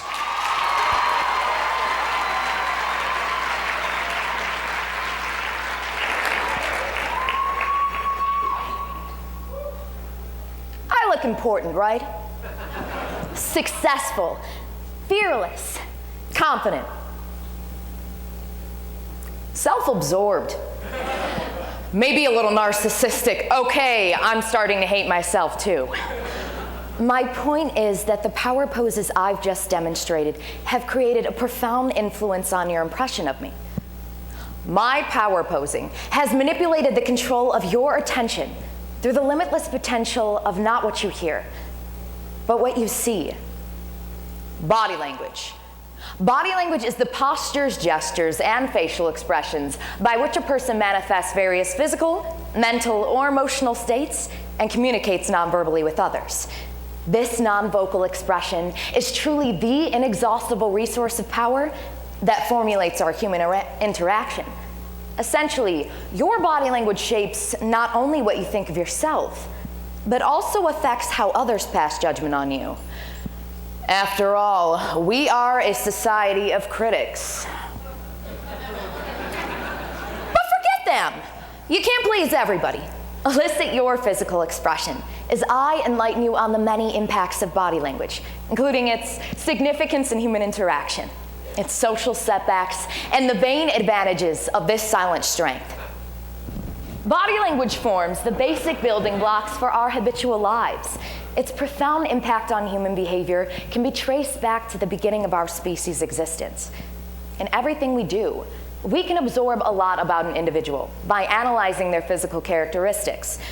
We are constantly sending one another signals and revealing the mannerisms of our character. Posture being one of these signals provides great insight into an individual's confidence. Social psychologist Dr. Amy Cuddy, in her June 2012 TED Talk, states that certain power poses immediately change your body chemistry, and that these changes help or hurt the way others perceive you, but more importantly, affect the way you actually perform. Cuddy's research has proven that adopting an empowering pose actually increases testosterone levels in the body and decreases the stress hormone cortisol. Thus, assuming a dominant posture for just seconds will boost self-confidence and eliminate doubt. eye contact, only adds vigor to the limitless potential of body language. According to psychologist Dr. Gail Serlin, in her article, The Psychology and Linguistics of Body Language, making eye contact when being introduced to someone sends the unconscious signal to the other that you hold him or her in high regard and are confident. Consider your professional life. Let's say you're being interviewed for your first job. You strut into the room, head held high with confidence. You introduce yourself and give a firm handshake, never once breaking eye contact. Displaying such fearlessness can be daunting. This is simple. Don't forget to blink. You want to be hired, not reported to the police. In essence, body language constitutes human interaction in every aspect of our lives. Despite its inexhaustible positives, body language can and will stab you in the back, in turn, plaguing our society with people who are doomed for social failure. I'm talking about the people whose demeanor screams, "I haven't had any real public interaction since my last family Christmas party." If executed improperly, body language can put a serious damper on an individual's ability to interact. Anthropologist Avish Paya, in his article, Nonverbal Communication, states that emotion should be compatible with desired intentions. If one appears angry while trying to convey a friendly attitude, one is not likely to be successful. For example, if you're asking someone out, display a happy facial expression. Offer a sincere gaze and use kind gestures. Try not to appear so nauseous and abrupt because even though you're vocalizing an interest of flattery, your body language tells the opposite story. You look scary and sweaty, which brings me to misreading nonverbal signs. This is perhaps the most detrimental negative of body language. It's pretty embarrassing too. Just because someone smiles at you in the hallway doesn't mean that they want you. For the last time, Kevin, we are just friends. What I mean is that it's important not to always take nonverbal communication so literally. Author Carol Goen in The Nonverbal Advantage states that our nonverbals play a key role in helping us form quick impressions. But as innate as this ability may be, not all of our impressions are accurate. Sometimes gestures mean nothing at all, and signals have no intention. Like at a speech tournament, where your judge doesn't look up from furiously writing. This can easily be misconstrued that the judge has many flaws to exploit, or a sign of blatant dislike for your speech. But in actuality, the judge could be writing down all kinds of positive feedback about what a fabulous performance you're giving.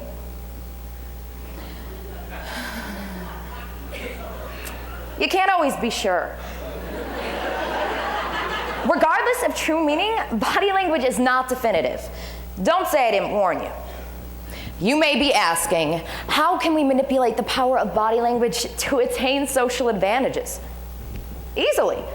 Now, I'm not going to suggest that you pantomime your feelings as a way to non-verbally communicate your emotions with flair, but you could. By analyzing our body language, we can discover unknown nuances of an individual. People watch to obtain information. Observation of such physical behaviors is often used in psychological therapy.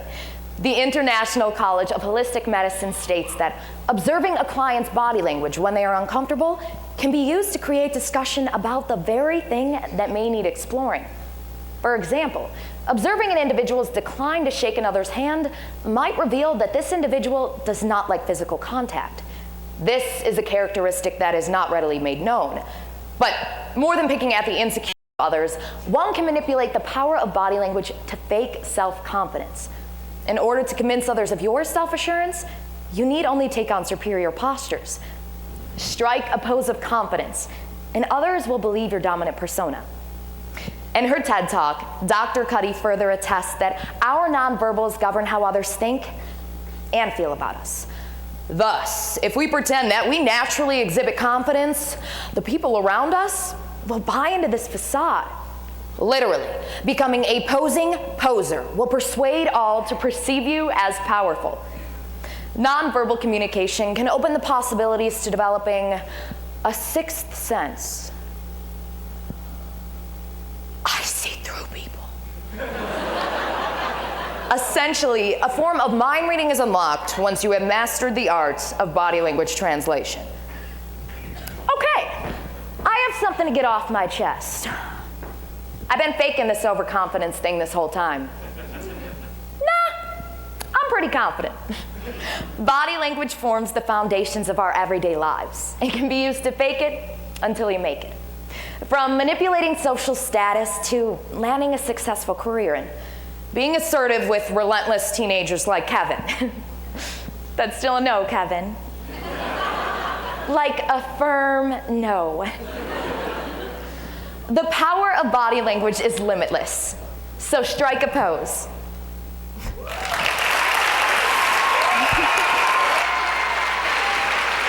Your state champion in informative speaking.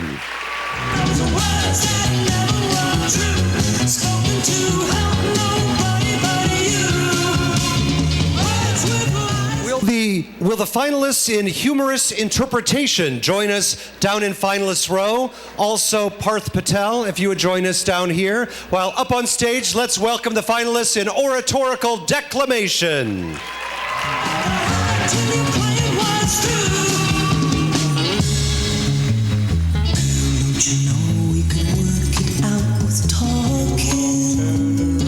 Slow down your walk. There were 7 finalists in the final round of oratorical declamation. In 7th place, from Charleston, Amy Daniels.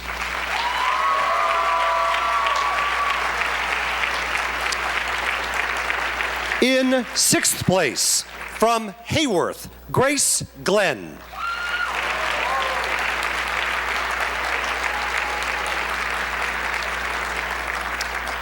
In 5th place, from Oaklawn Community High School, Leonardo Quezada.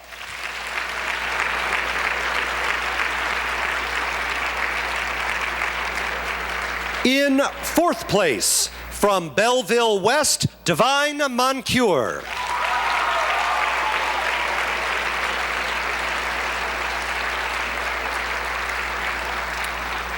Third place in oratorical declamation, from Glenbrook North High School, Claire Symington.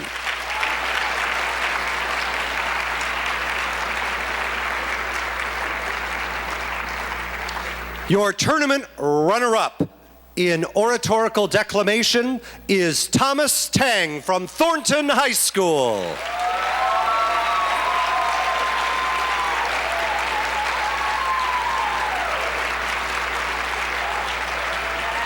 And your tournament champion, Noah Eisfelder from Evanston High School.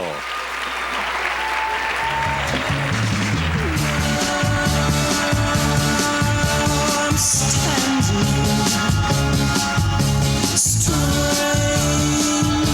strange voices in my ears. I feel the tears, but all I can hear are those words that never were true. Spoken to have nobody but you.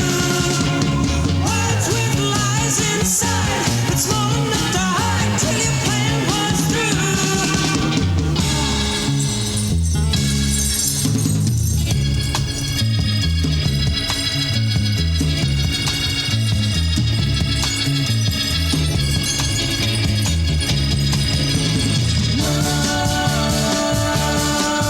I'm standing And your state champion in declamation, Noah Eisfelder.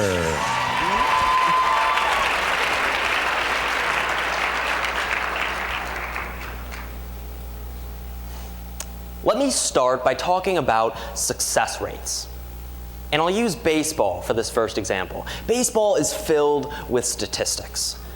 I'm going to focus on one stat that I hope a lot of you have heard of, batting average. So when we talk about a batter who bats 300, that means that player hits safely 3 out of 10 at bats. Do you know what we call a 300 hitter? Good, right? Really good. Maybe an all-star. Now let's talk about success rates in the world of medicine. Suppose one of you has an appendicitis, and you're referred to a surgeon who's batting 200 on appendectomies. But, you know what? She's doing a lot better this year. She's on the comeback trail, and she's batting 257. Okay, obviously that's an extreme example, but let me ask you a question. What do you think the batting average for a cardiac surgeon, or a nurse practitioner, or a paramedic is supposed to be? 1,000, right? That's what it should be. Now the truth is, nobody in all of medicine knows what a good surgeon or physician is supposed to bat. What we do, though, is we send each one of them out into the world with the expectation, be perfect. Never, ever, ever make a mistake. So I came out of medical school with the impression that if I just memorized everything, that it would immunize me against making mistakes. And it worked. For a while. Until I met Mrs. Drucker. It's hard for us to talk about our mistakes. And that's especially true in a field where making those mistakes can have such huge consequences. Brian Goldman has been an emergency physician for over 20 years, and in his TED Talk, he argues that we need to rethink how we see mistakes in medicine. Doctors make mistakes. Can we talk about that? By Brian Goldman. I was a resident when Mrs. Drucker was brought to the emergency department. She was breathless. And so I listened to her chest with a stethoscope, and she was making crackly sounds on both sides, which told me that she was in congestive heart failure. And that wasn't a difficult diagnosis to make. So I set to work treating her. I gave her aspirin, medications to relieve the strain on her heart, and over the next hour and a half or two, she started to feel a lot better. And I felt really good. And that was when I made my first mistake. I sent her home. And actually, I made two more mistakes. I sent her home without speaking with my attending. I didn't pick up the phone. But the third mistake I made was worse. In sending her home, I disregarded this little voice deep down inside that was trying to tell me, Goldman, not a good idea, don't do this. But I signed the papers, and paramedics took her home, and I went back to work. And at the end of the day, I packed up, and I did something I don't usually do. I walked through the emergency department on my way home. And it was there that a nurse came up to me and said 3 words that are the 3 words most emergency physicians I know dread. Do you remember? Do you remember that patient you sent home? Well, she's back. Well, she was back all right. About 1 hour after I'd sent her home, she collapsed. And her family called 911, and paramedics brought her back to the hospital, where she was in severe shock, barely breathing.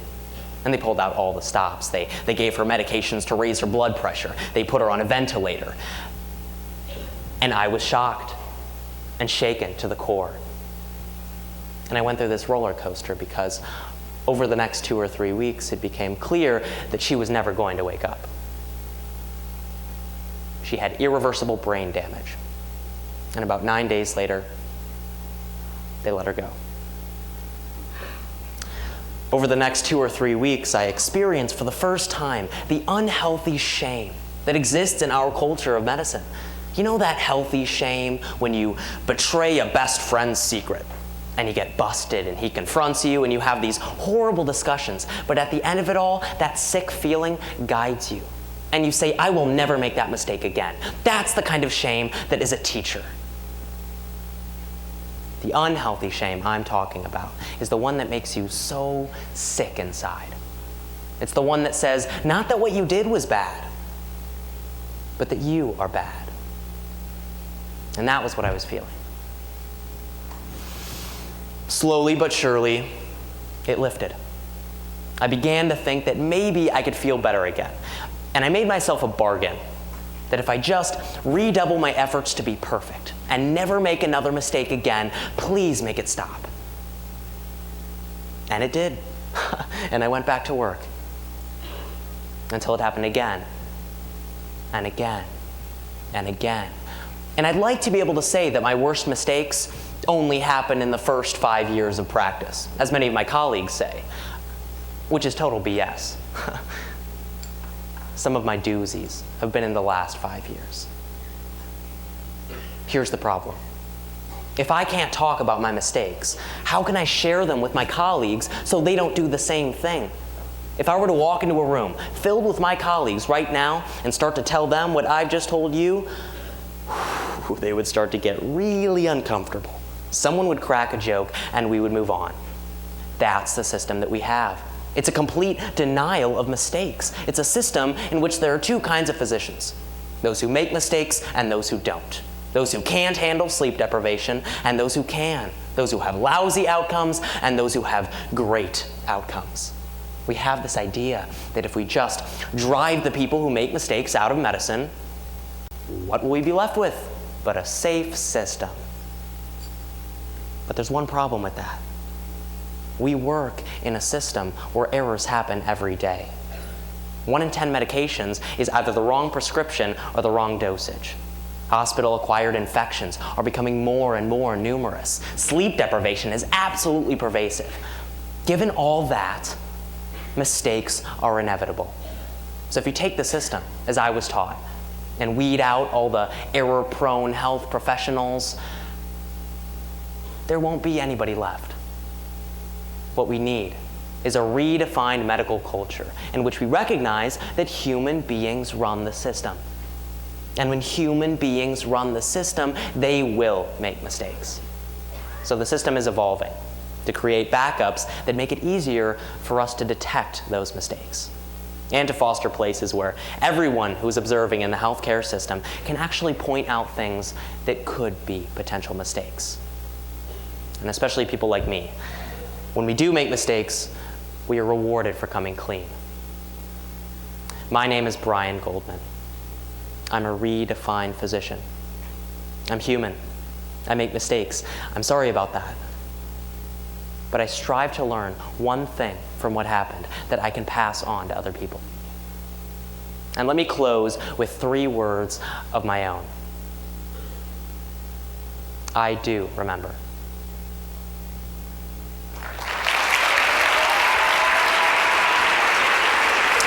Your state champion in oratorical declamation.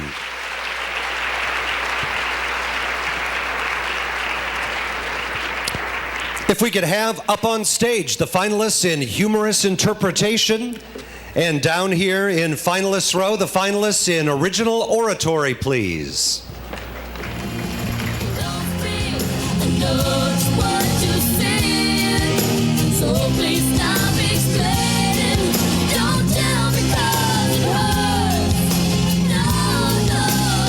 There were 6 finalists in the final round of humorous interpretation.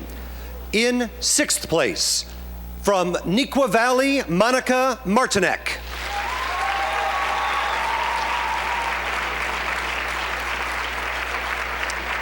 In 5th place, from Prospect High School, Jennifer Ruda.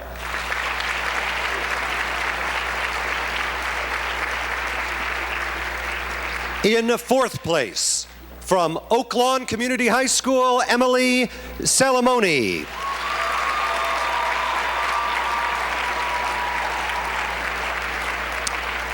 In 3rd place, from York High School, Laura Thorson.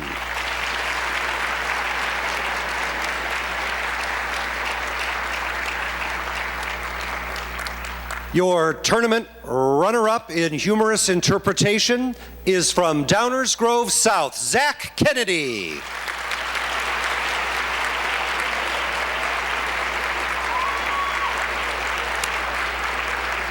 And your tournament champion in humorous interpretation, Michael McCarthy from Richards High School.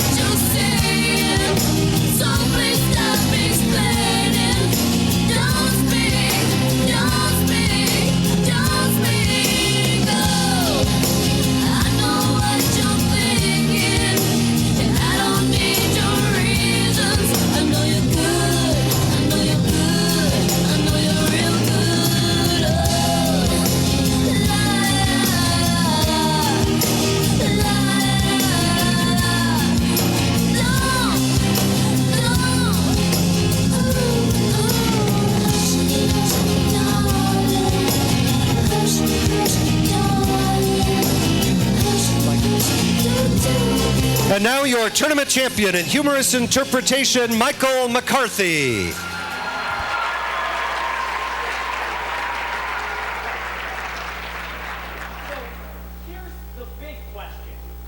Is Origami Yoda real? What you believe and not what you see. Real is. I mean, he's real in the sense that there's this kid Dwight who goes to our school and he wears an origami finger puppet around all day. It actually dispenses some pretty good wisdom and advice. Good advice is only when taken. But before Dwight made this puppet, he was a total loser, always sticking his foot in his mouth. You're not ugly, Caroline. You just have unpleasantly bad acne. And always eating 12 servings of canned peaches for lunch and puking in gym class. I got it.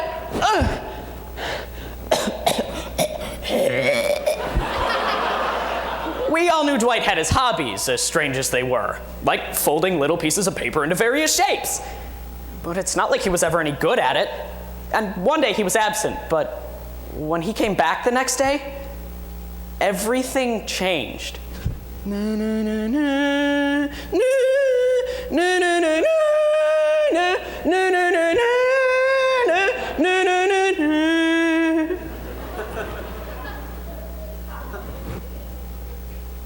I know what you're thinking. 8 minutes of me doing a Yoda voice? This is gonna be horrible. Perhaps. But you should see my DI. Misa Jar Jar. Misa want to know what Agnes did with the baby.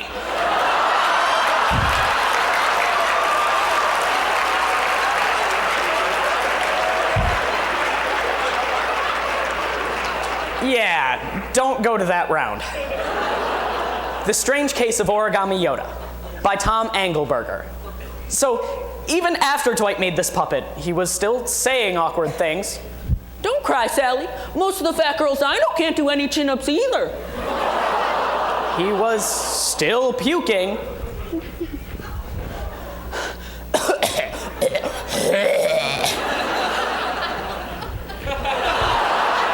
But now he had this puppet.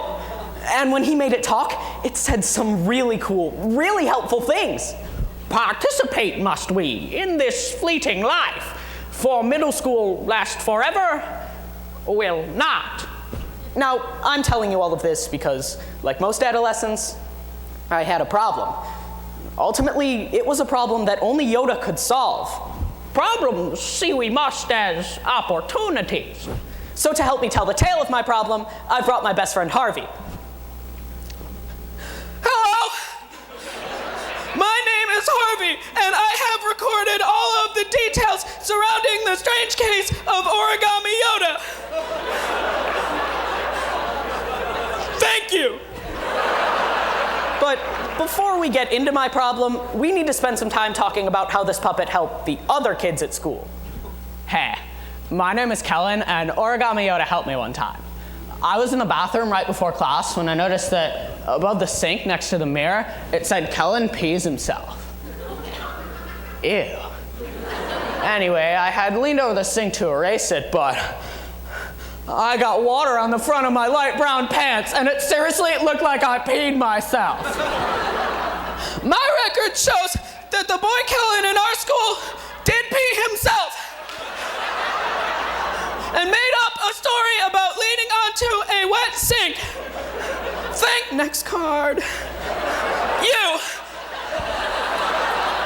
But then Dwight showed up out of one of the stalls, and then Yoda said, "All of your pants you must wet." Righteous. So I did. And sure, it was cold, and sure, all the teachers gave me strange looks, but nobody had thought I peed myself. There are so many stories of how Dwight used his Yoda puppet to help the kids at our school. Origami Yoda helped me style my hair. Origami Yoda helped me replace my teacher's dead pet fish because I kind of, on purpose, on accident, put bleach in the fish bowl. It smelled bad and I wanted to fix it. I'm sorry. Origami Yoda even helped Harvey. helps us traverse the troubling and turbulent times known as puberty. It makes hair grow in places hair has never grown before. And makes your voice change unexpectedly.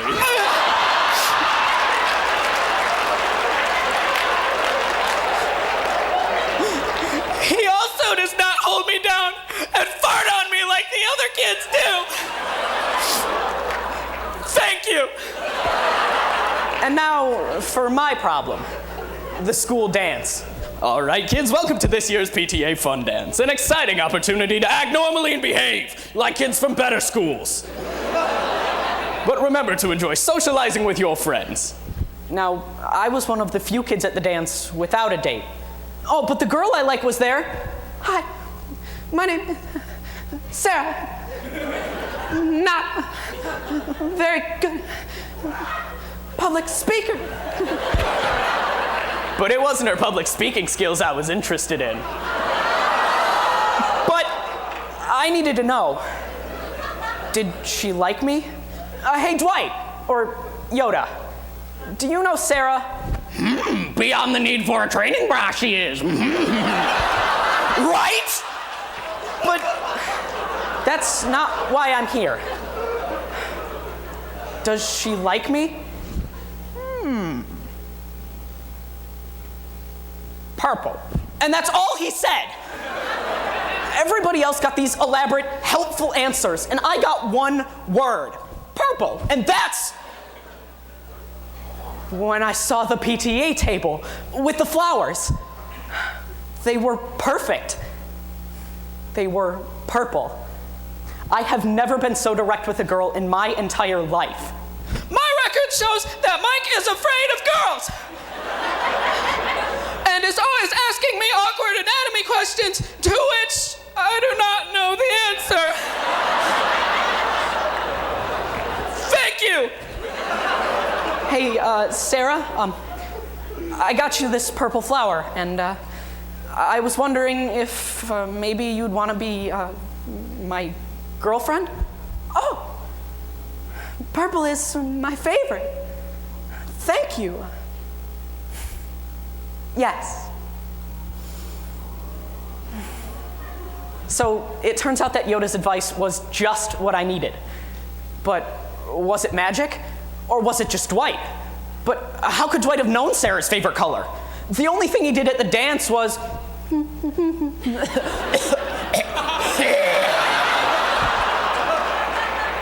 He had a lot of fruit cocktail. But does this mean Origami Yoda is real? Am I crazy? Most of what he said didn't even make sense.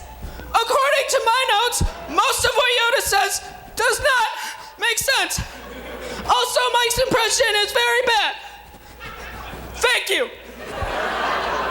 Dwight's family moved away and things changed at our school. The magic was gone. Yoda was gone.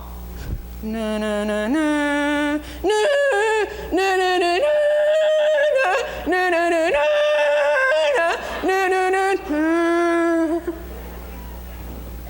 Worry for me, you should not. Real I am. Those were Yoda's last words, but was he real? What you believe, not what you see. Real is. I believe in you, Yoda. I believe.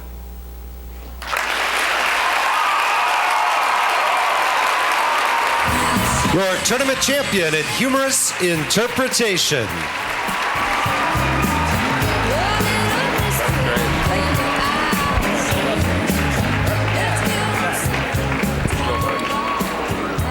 Now we'd like to bring up your second state champion in extemporaneous speaking.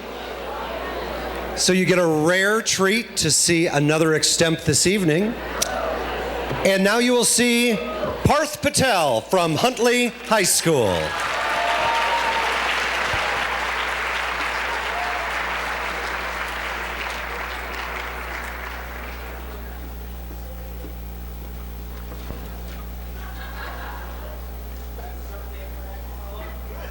right.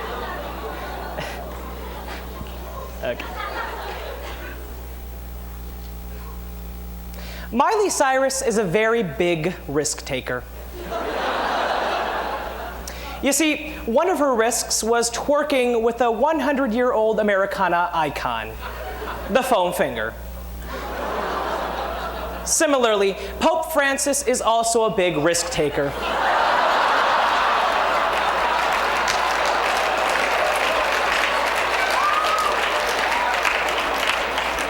You see, Pope Francis has taken the risk to not conform with other popes in their tradition of acting towards other citizens. And as a matter of fact, he's become more and more of an individual. But this individualism has guaranteed him an 80% approval rating among Catholics, and this is the highest ever since the Holy Roman Empire in the 1600s. For Pope Francis, this is great news. And considering the fact that many archbishops today are now starting to threaten Pope Francis with the fact that he may have violated the papacy and their doctrines, it is imperative that we ask today's question of, is Pope Francis leading the Catholic Church to a better possible future? And the answer in this case is a clear and resounding fact that he is, because he's allowing more and more people to become a part of the Roman Catholic Church. This is true for three key ramifications. First, because of the fact that he respects all people. Second, the contention that he is finding more and more ways to alleviating growing tensions about possible sexual assault scandals. And finally, perhaps most importantly, this Pope knows technology, and he's using it to unify the Church for the better. The Catholic Church has had a lot of troubles in the past, but Pope Francis wants to fix this, and one way he's doing this is giving respect to all people. We're not going to ask, what does the Fox say, because Fox News is not a very credible source.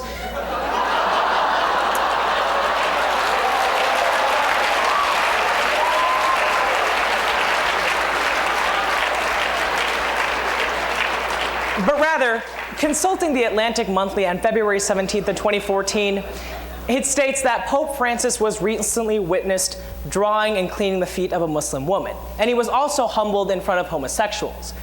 Pope Francis is showing endearing respect and ingenuity among people through all religions and all sexual orientations. As a result of this, more and more people are filing behind the Roman Catholic Church, and Pope Francis is doing a pretty good job respecting all people. He's also thwarting the stereotype that the Roman Catholic Church is controlled by all wealthy people, because as according to an article from the U.S. News and World Report on December 13th of 2013, it argued that Pope Francis was caught 17 times going out of the Vatican City to give money to poor people. For Pope Francis, extending his grace towards poor people and rich people alike shows his lack of segregation against people. And as a result of this, he is causing more and more followers to become a part of the Roman Catholic Church, growing the foundation of the Roman Catholic Church and making a better entity for the future. The Roman Catholic Church has certainly had its ups and downs, and one of the major down moments was when Pope Benedict XVI, the predecessor to Pope Francis, was accused of letting bishops run sex trafficking under the Vatican City. For Pope Francis, he truly wants to move away from this and gain the trust of the international community, not just as a religious hub, but also as a geopolitical hub in Europe. So it makes complete sense that CNN News on December 13th of 2013 reported that when Pope Francis allowed the United Nations to come into the Vatican City, he was obliged, because he also allowed them to give him advice about how to stop sex trafficking. This has caused the Roman Catholic Church to once again gain its pious and sacrilegious standing among the world. And as a result of this, has caused the Roman Catholic Church to become once again a religious power and a geopolitical power within the region. Also, according to a Chicago Tribune article from December 16th of 2013, it states that it is ultimately imperative to examine the fact that Pope Francis has solemnly swore he will not let sexual assault be one of the new claims for his new papacy. And as a result of this, he has gained the trust of not just his Vatican followers, but followers all the way around the world. In fact, the Dalai Lama, one of the leaders of Buddhism, congratulated him on finally offering sincerity for not just other religions in the world, but also for humility and humility within his own nation. For Pope Francis, this is great news, because it allows Pope Francis to enhance the power of the Roman Catholic Church and put it in a better position for the future. And finally, perhaps most importantly, Pope Francis has realized that it is ultimately important for them to realize what is essential for moving. I'm sorry, I forgot my speech, so I'm just going to take my note card out for a second. I didn't want to lie, all right? So, okay. It was 2 hours ago. Will you relax? All right. Pope Francis is also finding a new way of moving forward the papacy through the use of technology. This Pope knows where technology is going and how technology is correlated with the future. And as a result of this, Pope Francis is using technology to his advantage. As according to an article from CBS News on December 12th, 2013, it states that Pope Francis recently advocated for Radio Venetian. And what this radio station would do would broadcast his sermons through 60 countries in 44 different languages. Pope Francis is using technologies such as radio to help unify the Roman Catholic Church and put it in a better position for the future, so that he can either converse with archbishops throughout the world or use this efficiency to his advantage. Also, according to a Christian Science Monitor article from November 16th of 2013, it states that Pope Francis is also using webcamming to find a new way of conglomerating with other archbishops throughout the world. And as a result of this, he's finding a better way to talk with archbishops all around the world. For Pope Francis, using the webcam technology as well as radio technology is just one more way of facilitating a unification between the Roman Catholic Church, and therefore putting it in a position that is much better to agree with in the future. So when returning to today's question of, is Pope Francis taking the Roman Catholic Church for the better direction in the future? We saw that the answer in this case was a clear and resounding fact that he is, because he's opening up the Roman Catholic Church for a wide variety of citizens. This was true due to the three key ramifications. First, because of the fact that he respects all people. Second, he came in like a wrecking ball and destroyed all allegations for sexual assault claims. And finally, perhaps most importantly, he's using technology to his advantage to reunify the Catholic Church. While Miley Cyrus may have made a lot of risks in her life, in an interview with Diane Sawyer, she expressed that these risks only help foster her individuality. Pope Francis is also taking a risk and going against what the ancient Catholic doctrine has said. And as a result, if he continues to do so, the Catholic Church can once again become the best religious as well as geopolitical power within the Mediterranean Europe.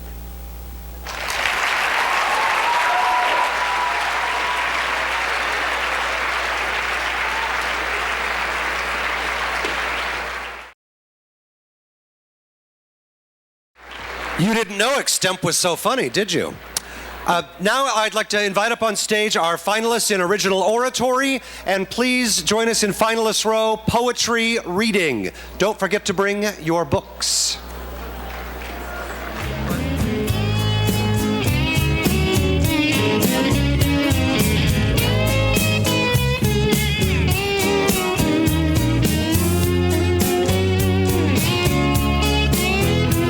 There were 8 finalists in the final round of original oratory.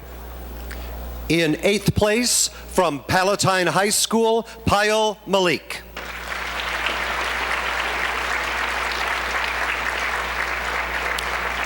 In 7th place, from Benton, Caleb Abbott.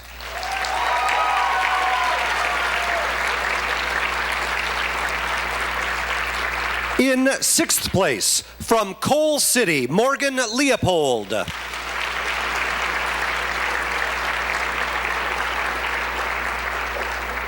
In 5th place, from Downers Grove North, Katie Portman.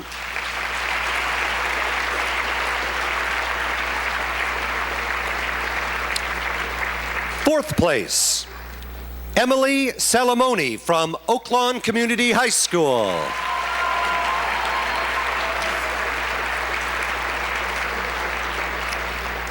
Third place in original oratory, from Wheaton Warrenville South, Hannah Howell.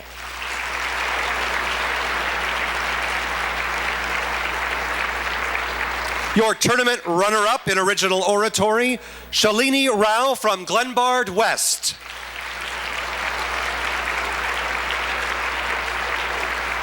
And your tournament champion, in original oratory for 2014, Andrew Heitzman from Neuqua Valley.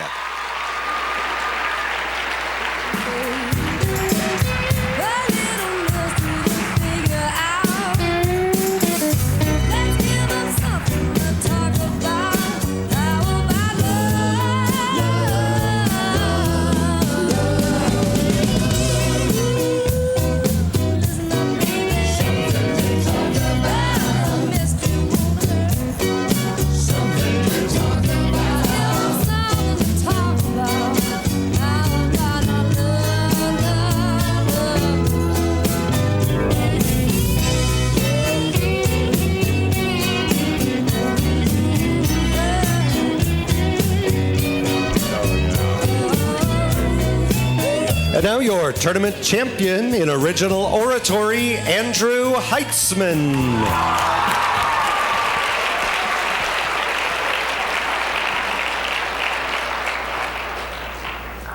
It was October of 2006, and like all of the other 10-year-olds I knew, I made a list of everything I wanted to be for Halloween. But when my mom saw that list, she said, "Oh, no, honey. Nurses and teachers are girl costumes. You should be a gangster. Or a hobo." Now, my mom's choices in costumes aside, I wasn't allowed to be what I wanted because she had some idea of what a boy, or even a man, is supposed to be. Even though we live in a society constantly moving towards accepting the individual, we still teach men to fit a general mold.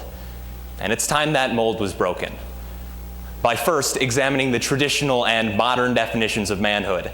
Second, why it's so difficult to escape that old standard. And finally, how beneficial a new outlook is for men and women. We can ditch the universal standard of masculinity while embracing our own ideas of what it really means to be a man. Now, my dad played varsity football and ran track in both high school and college. So naturally, when I got to middle school, I tried out for the musical. While my 13-year-old sister became a national champion in her first year playing competitive volleyball. She's a better son than me. Now, this begs the question of what being a man even means, not only to ourselves, but to the people around us. So first, let's look at the old definition of masculinity, and second, why that no longer applies. Ever since the hunter-gatherer days, men have pretty much always been in charge, and that teaches other men to fit a very specific standard. Now, that standard was defined by Dr. Kevin Thomas in a 2013 study published by Johns Hopkins University. He explained that traditional men are indifferent, aggressive, and domineering. Now, that way of life is what our fathers and grandfathers' generations grew up with, and it's what they've taught us from a very young age. However, this narrow view of what it means to be a man doesn't apply to all of society anymore. Now, award-winning photographer Chad States put an ad on Craigslist, stay with me here, asking for anybody who identified as masculine to participate in his latest photo series. Now, he got responses from straight men, gay men, transgender individuals, and even women, all of whom identified as being masculine. This shattering of who's allowed to be masculine has the ability to make our society more inclusive of those who don't fit traditional gender roles. But we still have work to do before we can get there. While I had to settle for being a businessman for Halloween, my sister got to be Mulan. Now, when she started singing "I'll Make a Man Out of You," I realized Mulan is part of the problem. She wants a man as swift as the coursing river with all the force of a great typhoon. That's literally impossible. And as harmless as it seems, those definitions are everywhere, and they foster the unattainable goal men are constantly taught to achieve. Now, the reasons we have trouble escaping this standard are twofold.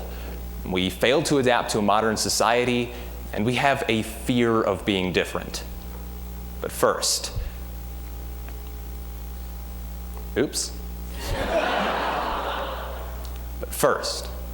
according to Forbes magazine, the worst jobs of 2013 included lumberjack, oil rig worker, dairy farmer, and roofer. Now, what do those jobs all have in common? Well, besides the fact that A&E is making them into reality shows, they're all traditionally masculine. In just one example, after the housing bubble burst in 2008, the United States Bureau of Labor Statistics reported as recently as December of 2013 that nearly 20% of jobs in the male-dominated construction industry. Now that's the livelihoods of nearly 2 million families were lost. And as terrible as that seems, construction worker didn't even make Forbes' worst jobs list. And every day, roles traditionally reserved for men are becoming unnecessary, outdated, and cost inefficient. In order to survive in a modern economy, men need to go into fields they might not have considered 20 or even 10 years ago. Yet, even when men want to change, they often feel trapped in outdated stereotypes. Filmmaker Jennifer Newsom interviewed boys and men across the nation for her documentary, The Mask You Live In, asking them what it really means to be a man. They consistently told her they are dying to speak, but they're taught to stay silent. Now, many of the men she spoke with felt like they couldn't express themselves because they were too afraid of the consequences for being different, stopping them from being the men they really wanted to be. Now, my parents got divorced when I was 13, and I felt like I needed to be the man of the house for my mom and the man my dad always wanted me to be, well before I was ready to think about adulthood. Fortunately, I was able to sit down and have a conversation with my dad and explain that the direction I wanted to go in with my life was different than the one I felt like I was expected to. He understood where I was coming from. Imagine if we could all have these conversations. We could first reevaluate what men and women are supposed to do, and second, stop pressuring each other to fit any mold. But first, changing our perspectives devalues traditional gender roles and benefits both genders. The National At-Home Dad Network, a nonprofit organization advocating for stay-at-home dads, explains that more men are taking on responsibilities traditionally reserved for women, such as taking care of the kids. Now, this then frees up the spouses of the at-home dads to pursue successful careers outside of the home and break down even more barriers there. With more roles losing their single-gender tendencies, men and women can work in jobs traditionally reserved for the opposite sex, not creating 2 equal courts, but one level playing field. In addition, loosening our standards opens us up to new experiences uncommon to my father or to his father, and will allow me to introduce them to my children when I'm a father. Now, to get to that point, we have to change the way we think about manhood. Urban artist and poet Guante said in a viral 2013 YouTube video titled Man Up that he wants to have meaningful and emotional relationships with his brothers and talk to his son about something other than sports. He can't, because our society tells us that's not what a man does. Now, I grew up with a father who spent his childhood hunting, fishing, and playing football. I've never shot a gun. My sister still puts the worm on the hook for me, and I do speech instead of sports. But I chose that path for myself because that's who I am. And there is no reason why every man shouldn't be able to choose to be an individual instead of hiding behind someone else's mask. Nowadays, when I go out trick-or-treating, I dress up as myself, because I don't need to pretend to be something I'm not. Also, I am way too lazy to find a good Halloween costume. Now, we've seen how the role of man has transformed over time, why it's so difficult to escape tradition, and how we can all benefit from a new perspective. But now we have a decision to make. University of California professor Joan C. Williams tells us the men are left facing 2 choices. They can sit idly by and do nothing, or they can help to change an outdated ideal. So let's change this. And finally, man up. Your tournament champion in original oratory. If we could have the finalists for poetry reading on stage and our finalists from radio speaking join us down here in finalist row. Don't forget to bring your scripts, radio speakers.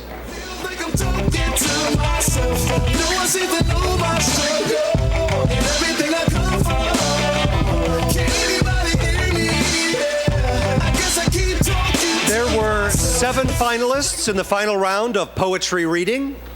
In 7th place, from Bartlett, Michael O'Malley.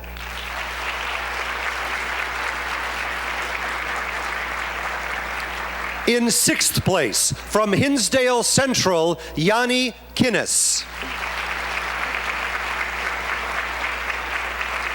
In 5th place, from Prospect High School, Hannah Rose. In 4th place, from Hononegah High School, Megan McGee.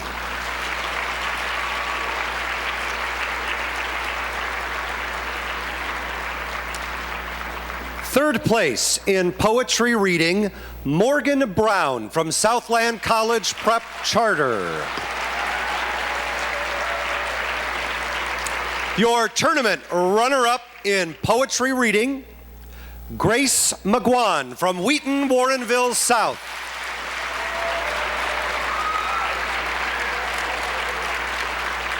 And your tournament champion, Thomas Tang from Thornton High School.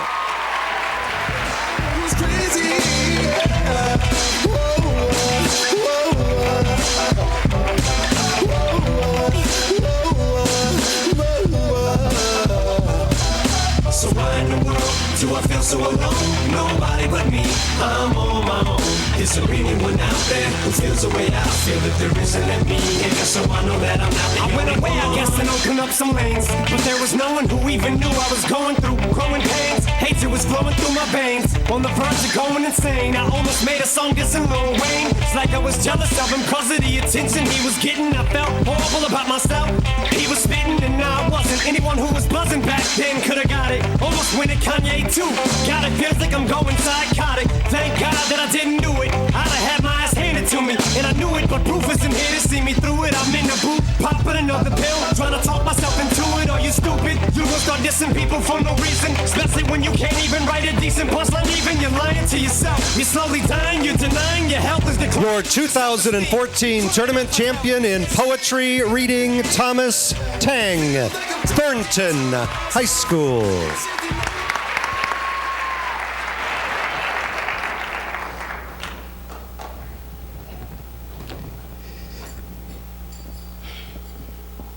Let's face it, men are not allowed to be afraid. Or we have to qualify by saying that I was only startled for a second, never afraid. Yeah, right. We play with semantics and history when it comes to fear. Whenever I got scared as a kid, I was always told to be strong, be tough, you know, most times to man up. Fathers tell this to their sons, uncles to nephews, and even Little League coaches to their players. Every day, I watch men around me struggle with the burden of concealing their fears like I did for too many years. But men puff up their chests, yell, curse, and even fight to the death to avoid being called afraid. As if being afraid were a mortal sin. And I don't know why.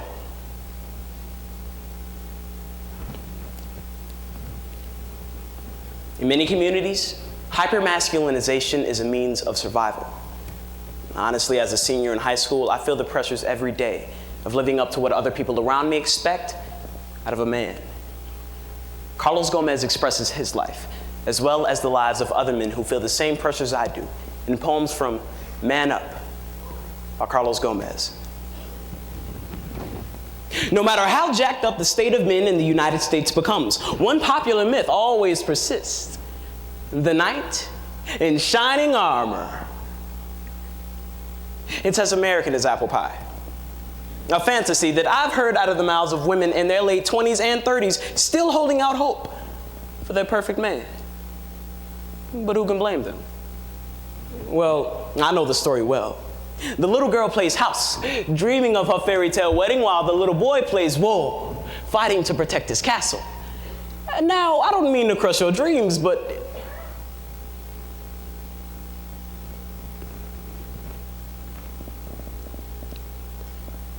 we have to grow up. And like most men, I did. My shining armor was actually suffocating my true self. My insecurity, defensiveness, and pride was all hidden away so that I could give a princess her castle.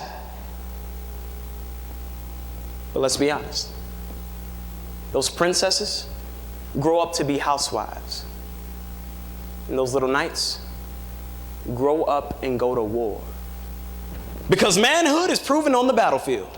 Call it right, call it wrong. This is what I was taught. Fight for the woman you love. If your friend gets into a fight, you have his back. If someone physically confronts you, you fight to the death. It's ridiculous. We as boys are brought up to hold might over passion. My ability to fight has always been more valued by society than my ability to love. That's probably why for most of my life I have proudly called myself a fighter. But you cannot beat what makes you weak. You have to respect it. You know, you can't run from it or even kill it. You can't fight your way out of a corner, especially if the enemy is beating in your chest. This reminds me of a statement made by Henry David Thoreau. Most men lead lives of quiet desperation and go to the grave with the songs still in them. I have known men who fought for the civil rights of all those whose identity was deemed inferior and humbly set their personal beliefs aside to work toward a common good. I have known men who were honest enough to say that their biggest fear in life was raising a black son. I've known men whose only consistency in life was absence, whether of food or of justice or of opportunity. I have known men who for the first time in their lives felt like they could be called beautiful and that there was nothing wrong with being a beautiful man. I have known faded men, jaded men, working men, educated men, strong men, sassy men, dancing men, prancing men. Listen, I've known a lot of men, okay? Sweetie, I have known men who could sweep you off of your feet with the corniest of gestures. Doom, doom, doom, doom, doom, doom, doom, doom. I've got sunshine on a cloudy day. Woo!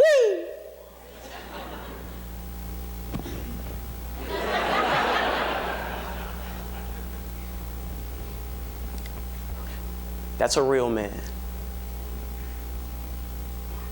That is a real man. And men who are not afraid of being afraid. Men who are not afraid of being afraid. Men who cry. Manly tears, of course. But there is no such thing as a manly tear. Men who fight manly battles. Men who raise beautiful, girly daughters. Men who just sit back and love their families and take out the trash and cook, and sometimes cook very well. I know. I just so happen to be one. Man, I used to be the crybaby afraid of everything you can imagine, who was so crippled by his own fear that he used to pee his pants. I'm doing better. I am the nerdy kid with food allergies who cannot eat wheat, peanuts, or mushrooms. I'm the nutcase. The nutcase that wakes up at 3:38 every morning to do 300 push-ups just so he doesn't lose his edge. Because he knows his edge makes him great. But at the same time, I'm just that needy guy. You know, the one that wants to be touched and held and remembered in the moment.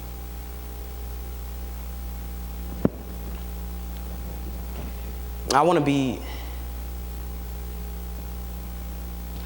a great father, one who always teaches his kids to be proud and strong, I want to be the grandfather who can give his grandson a run for his money in basketball, even with a crippling arthritis in his right hip. I want to be the senior citizen having great sex with his wife, even though their bodies are betraying them and their wrinkles are getting way too out of control. I want to be the old man at the doctor's office that sees cancer on the MRI. Cancer. But much to the surprise of his doctor and wife, simply says, man, I knew that sucker was going to come for me at one point.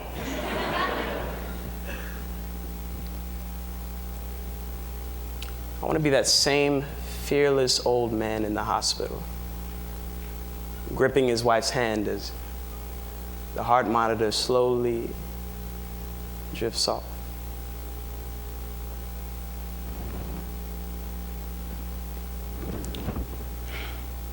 I think I just want to be the one that always dared and dared to love. Well, and to be loved. Guys, I want other men to be free of the binaries and gender appropriation because I was tired of that box that I put myself in, trust me. There is no one definition of a man. But if somebody from my childhood walked up to me today and demanded me to man up, I would look him dead in his eye, and I would proudly say, I did man up, because I am human.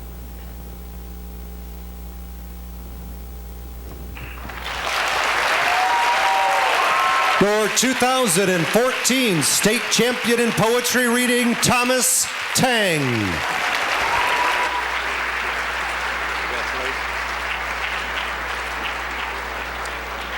If we could have the finalists in radio speaking up here on stage, and the finalists in humorous duet acting, and our third extemp champion down here in our finalists row, please. Communication let me down, and I'm left here. Communication let me down, and I'm left here. I'm left here again.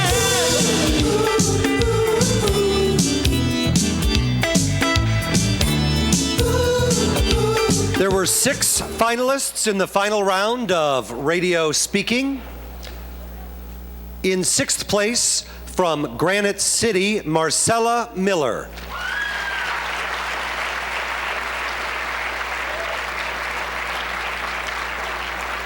Fifth place, from Belleville East, Anna Kurtz.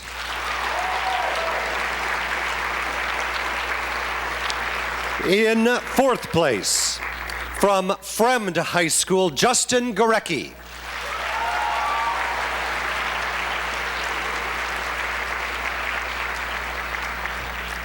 In 3rd place, from Neuqua Valley, Andrew Heitzman.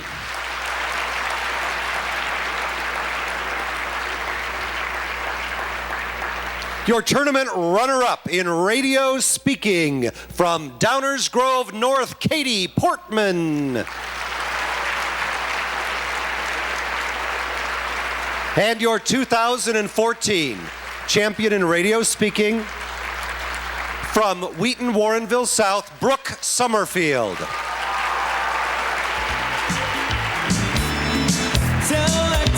Tell me, but it's always second hand. Oh, I'm incognito, but no rendezvous been planned. Dictate on a relay, I could send it to your home. Return to sender, I could sing it down the phone.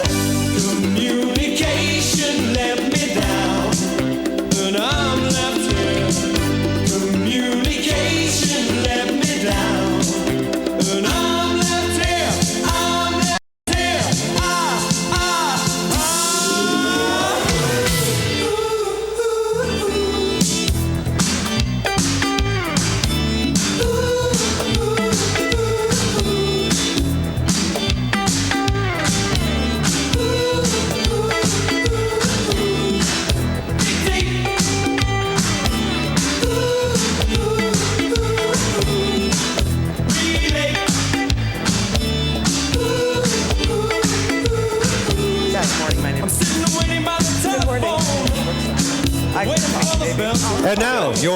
2014 state champion in radio speaking, Brooke Summerfield.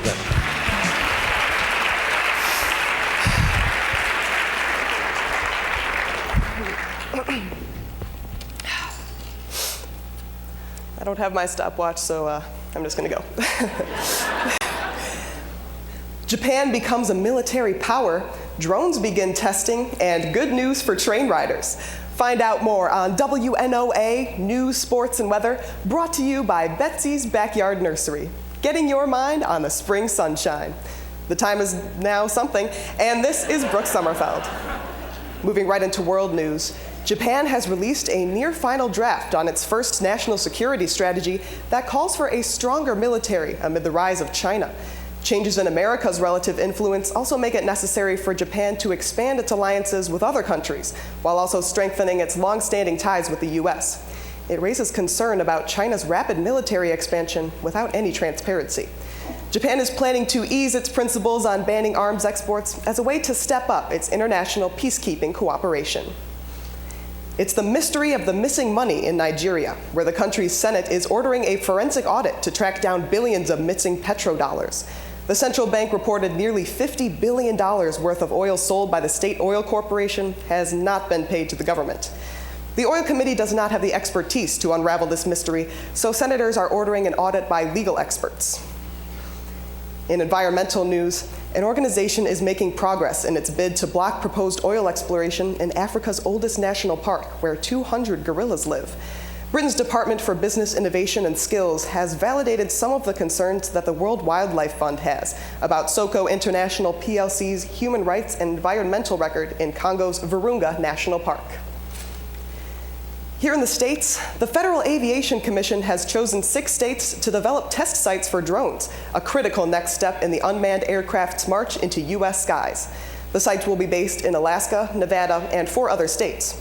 Drones have been mainly used by the military, but governments, businesses, and even farmers are making plans to join the market.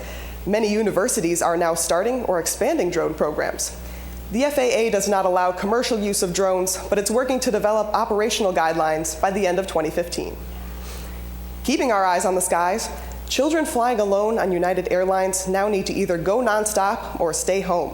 United is no longer allowing children ages 5 to 11 to fly without an adult on flights that include connections. Its optional service for unaccompanied minors ages 12 to 17 will only be offered on nonstop flights. United already charges $150 extra each way for children flying alone. In news near you, the Chicago Transit Authority is planning a $492 million upgrade to a portion of the agency's rail lines that could cut 10 minutes off the time to travel between O'Hare International Airport and the city's downtown. The 4-year project includes improvements to a stretch of the CTA's Blue Line. The project also includes repairs or major renovations to 11 stations, as well as the elimination of certain slow zones. And classic Illinois corruption apparently extends to public schools. A former business official with Carterville Schools admitted he stole funds from the Southern Illinois district. Todd Frazier pleaded guilty to embezzlement and theft charges. Frazier admits he was working as the district's treasurer and payroll officer when he pocketed between $70,000 and $140,000 over a year. The Bears clinch next season's quarterback, and you won't believe this weekend's weather. All this right after a word from your local nursery. Got the winter blues? Well, beat those blues with the beautiful bouquet of colors at Betsy's Backyard Nursery. This month, save 20% on bird feeders and seed. Betsy already checked with the birds, and the cold is driving them nuts. They're starving for Betsy's special blend of high-quality, no-waste bird seed. And while you're at it, let the sun shine in your own home with Betsy's bevy of brightly colored blooms. Show old man Winter who's boss. Go to Betsy's Backyard Nursery and get your mind on the spring sunshine. Turning to the sports desk, the Chicago Bears have signed quarterback Jay Cutler to a 7-year contract. The move came after some speculation that the Bears might part with Cutler after 5 years. In his first season with new coach Mark Trestman, Cutler and the Bears offense set a franchise record for total net yards and piled up 445 points, second in team history. Passing the ball to the NBA, it's time for your weekly roundup. This week, your hometown Chicago Bulls apparently couldn't handle the Miami Heat and ended up with a final score of 90-83. Meanwhile, the LA Lakers absolutely destroyed Boston, 105-82. And now for the weather you've been waiting for. Don't get your hopes up for today, because we're looking at cloudy skies and snow flurries with highs around 15. But tomorrow, we finally see the sun, bringing highs up above 30 and leading us into a relatively balmy week ahead with temperatures in the 40s. Thanks for tuning in to WNOA News, Sports, and Weather, brought to you by Betsy's Backyard Nursery, getting your mind on the spring sunshine. This is Brooke Sommerfeld signing off. Have a great day.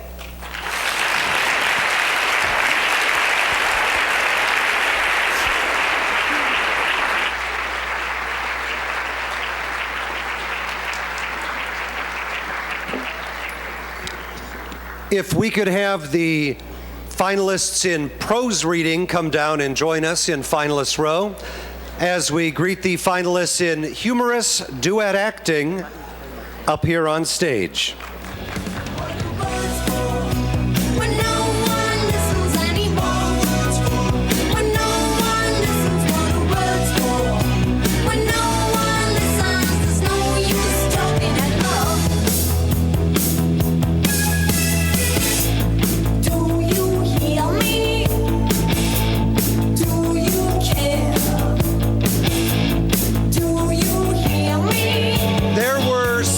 Finalists in the final round of humorous duet acting.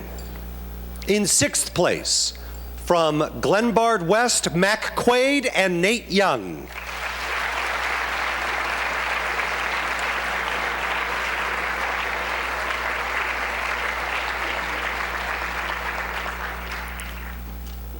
In 5th place, from Homewood Flossmoor, Jesse Camara and Tyler Maxey.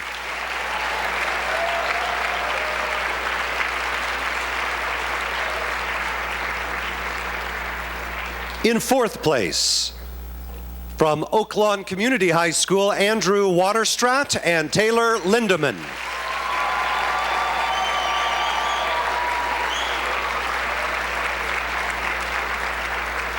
In 3rd place, from Richards High School, Griffin Forberg and Michael McCarthy.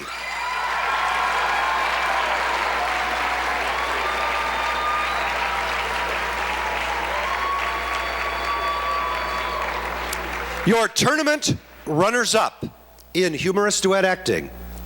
From Wheaton Warrenville South, Tommy Odelin and Katie Weeks.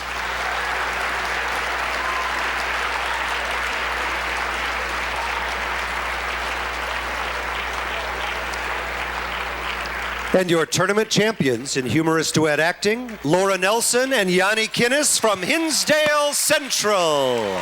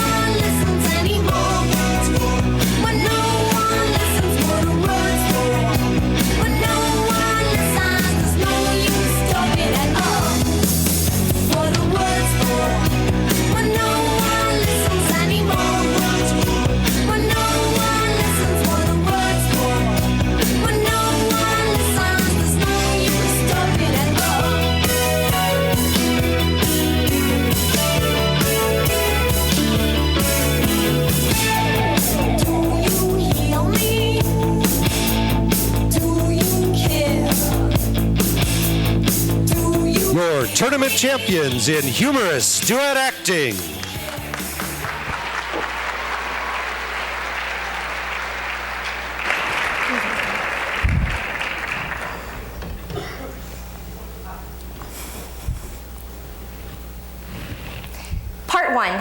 we meet. I met Victor in a bookstore. He was wearing a denim vest, so I was fairly sure that he was gay. Every time I'd pull out a book, he'd casually remark, "Oh, I have that book."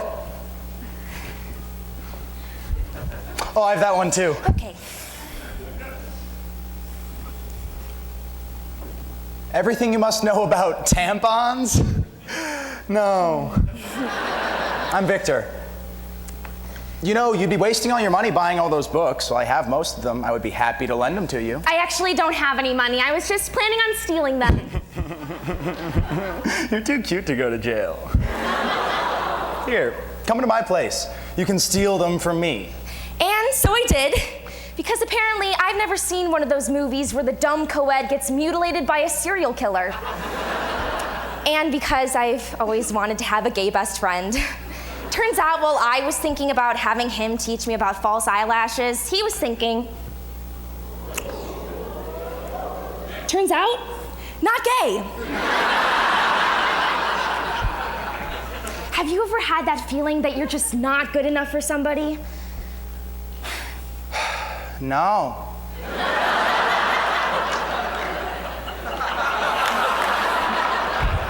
Let's pretend this never happened. By Jenny Lawson. Part 2, a very bad date. She means the first time she almost killed me. See, one night, Victor ran over a rattlesnake in his truck. Victor, don't get out. Here, just hold the flashlight so I can make sure that it's dead and not suffering. Well, why don't we just run it over again a few times or Have something? a little faith, why don't you? Look, see?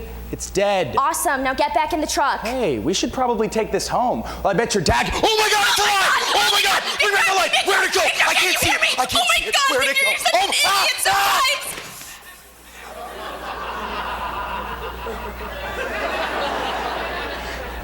You left me alone. In the dark with a live rattlesnake? No, you left me alone for a live rattlesnake. What? But I forgive you. You almost killed me! Well, I had faith in you. I could have died. At least if you had died, we could have donated your organs or something. Like hell you would, I may need them. Why would you need them? You're dead. Well, what if I become a zombie, huh? Well, I'd be a pretty lousy zombie if they gouged my eyes out. I'd be biting poles and cats and stuff. So you're making the decision to not save someone's life on the off chance that it might be inconvenient if you turned into a less efficient zombie? Well, it sounds stupid when you say it. Part 3. I meet his parents. Hi, it's so nice to meet you. I'm just gonna take a seat. Jenny, Mom, could you go get us something to drink? Okay, she's gonna love you. Just don't sit on the couch cushions. What are you doing? What are you doing? You can't sit on the floor. What are you, 7? You just said I couldn't sit on the cushions. The decorative cushions. Obviously, you can sit on the couch cushions. That's what couches are for. Why didn't you teach me couch etiquette? Your mom is probably in the other room phoning your dad about the low-class drifter that their son brought home. Well, she can't even use a couch properly. I suspect she must be some sort of hobo. I hate you. Look at us. I'm the Dairy Queen ice cream spoon, and you're the escargot spoon. This is never going to work out. Well, I happen to like the Dairy Queen spoon. It's all gonna work out. Just have a little faith. Part 4. I get lost. Victor, I'm lost. How do you get lost every time you leave the house? Don't yell at me! Not yelling. What? Can't you just tell me how to get home? Jenny, I don't know where you are. Okay, well, there's a lot of trees and a bush. Actually, it might be a horse. I don't know. It's too dark to tell. Yeah, I know exactly where you are. You do? No, you're someplace where there may or may not be bushes. How is that helpful? Just turn on the GPS and put in our address. I left it at home. Victor, it's trying to kill me. What? Okay, remember that one time that I had to go into town, so I printed off the directions from MapQuest, and you made me take the GPS as backup.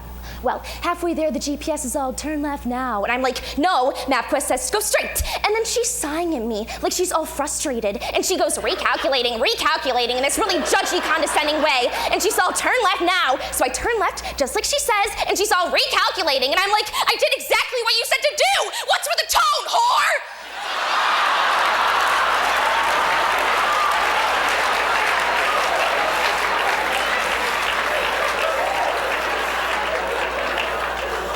You're not using the GPS because you don't appreciate the tone of the robot? How long do you have to be missing before I can start dating again? I eventually found my way home. I had to come find her so she could follow me home. Point is, I made it home. And I duct taped the GPS to her windshield. Part 5. I meet his coworkers at a Halloween dinner party. We dressed up as the Spartan cheerleaders from Saturday Night Live. Spartan Spirit! It was a pretty iconic pop culture reference. All right, seriously, things not to talk about tonight. Divorce, death, politics, sex, cancer, and ninjas. Right, and I will try to remember not to accidentally flash anybody. What? What? I'm just not wearing any underwear. What? I'm not trying to seduce you, Victor. I'm just telling you so, you'd be aware. Be aware of what? Well, in case we did any elaborate cheers, you'd be aware of the whole potential flashing We're thing. not gonna do any elaborate cheers. Why aren't you wearing any underwear? See, the skirt is made of this really clingy polyester material that was sticking to my underwear, so instead of pulling it down all night, I thought it'd be wiser to just go commando. That makes no sense. I don't expect you to understand the science of penny lines, Victor. Okay, seriously. No divorce, death, politics, sex, cancer, ninjas, or panty lines. Those are the only things in my head right now. They're coming. I can only think of the prohibited subjects. Hey, thanks for having us over. Sir, It's good ma'am. to see you. This is my girlfriend, Jenny. One time I was stabbed in the face by a serial killer.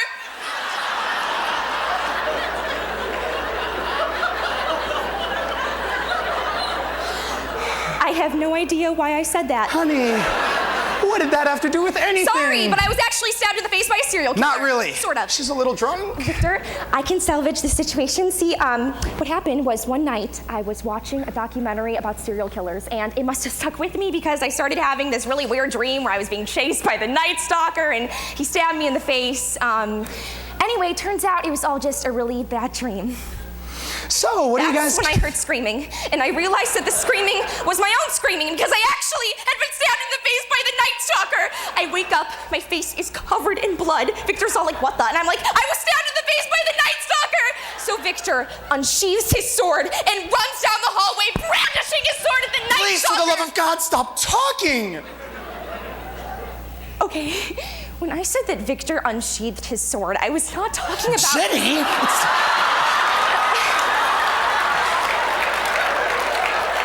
I was talking about the samurai sword that we keep underneath the bed. Victor was not waving his cute little at the Night Stalker. I mean, that would be ridiculous. Oh my God. Anyway, turns out the cat stepped in my face and scratched me. I think we need to go now. Bye. Victor, I am so sorry. I really, really wanted to stop talking, and I just got so desperate to find an end. I'm sorry. What are you doing with me? Victor, this is never going to work out. Let me down. Why didn't you just set the house on fire to distract everybody? You never call baby when you say you will, but I love you still. Why are you singing our song? I've grown so in love with you. Part 6.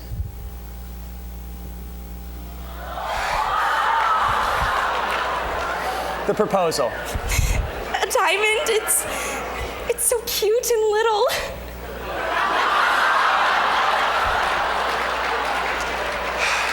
Turns out that's the second thing you shouldn't call cute and little. Do you promise you'll love me forever? Have a little faith in me.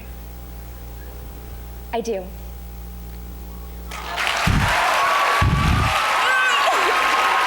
Your 2014 champions in humorous duet acting from Hinsdale Central, Laura Nelson and Yanni Kinnis.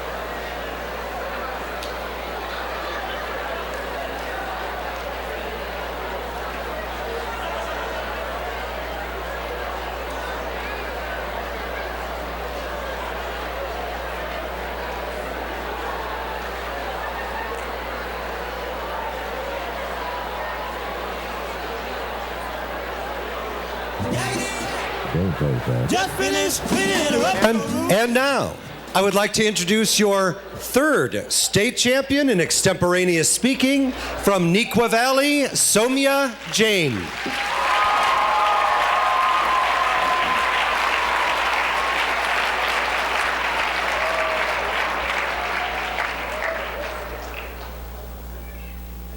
Rolling Jubilee is a non-for-profit organization, one which purchases the debt of anonymous Americans, holds on to the debt, and then eliminates it completely.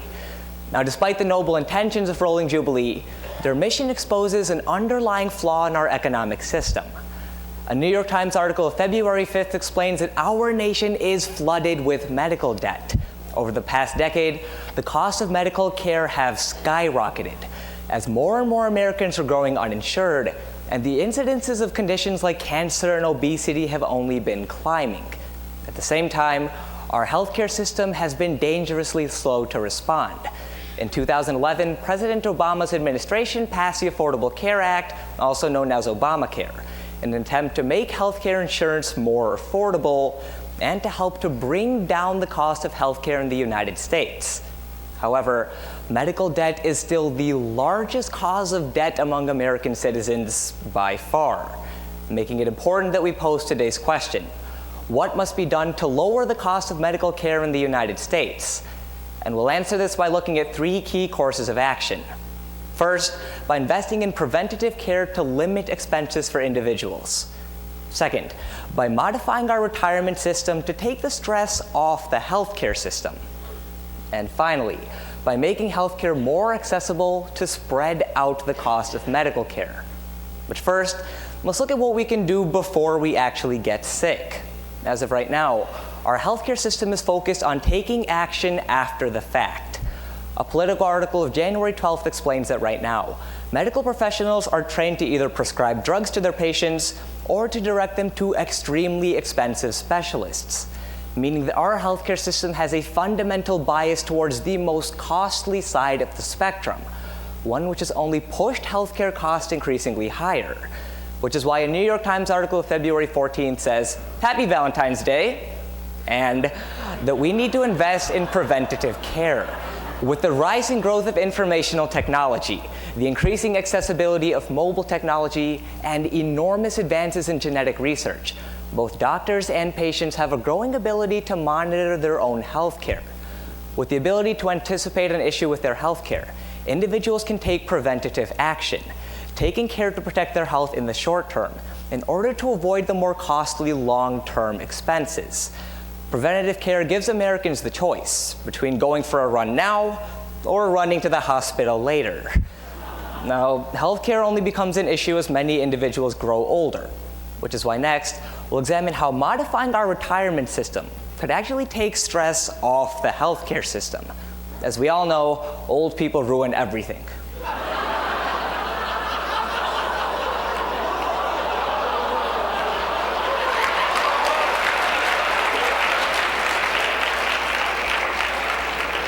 A BBC article of January 15th explains that of the 30 million uninsured Americans in the United States, a large proportion are of retirement age.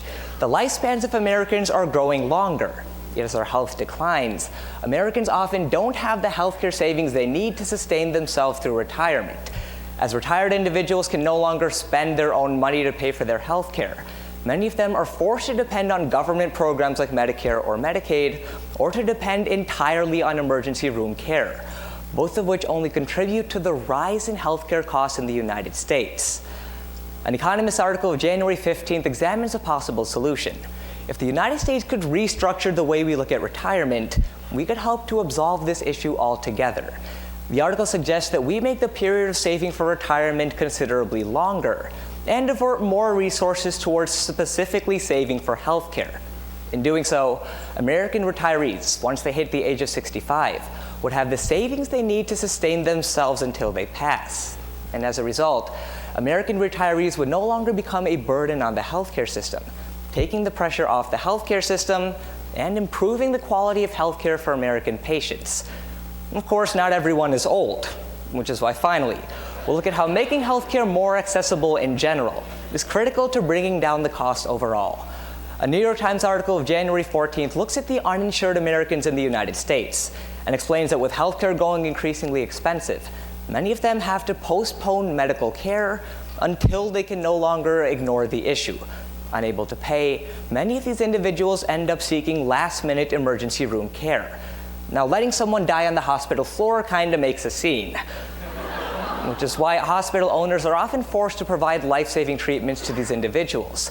At the same time, because these individuals don't have the ability to pay, hospitals are forced to raise everybody else's healthcare expenses in order to absorb the added cost. In essence, the problem lies in the fact that simply not enough Americans can access healthcare. A Congressional Budget Office report of February 2014 looks at the Affordable Care Act, a measure which is still controversial and barely implemented, but seeks to subsidize health insurance, making it more affordable to Americans. By doing so, this would shift the costs in the healthcare system, instead of placing the burden entirely on hospitals, and therefore on the consumers who use them. This would put more of the burden back on consumers by allowing them to not only pay for their own healthcare, but also to reduce the stress on the healthcare system.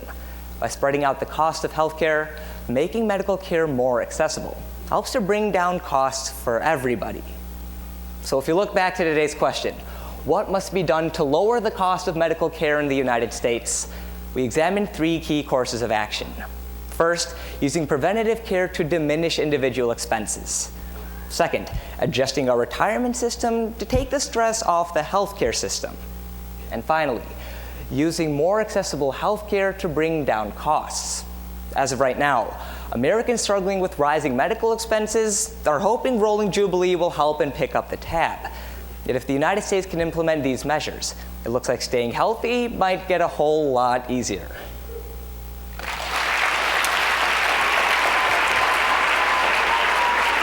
Soumya Jain from Nequa Valley. If we could have the finalists for prose reading on stage and our finalists in special occasion speaking down here in finalist row, please. Just fly with that broom. Get all that garbage out of sight. Or you don't go out Friday night. Yakety yak. Don't talk back. You just put on your coat and hat and walk yourself. There were 6 finalists in the final round of prose reading. In 6th place, from Homewood Flossmoor, Asher Miles. Oh, this one.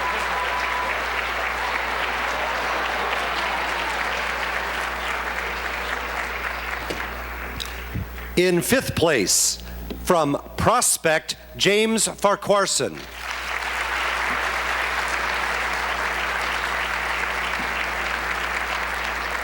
In 4th place, from Lyons, Claire Meyer.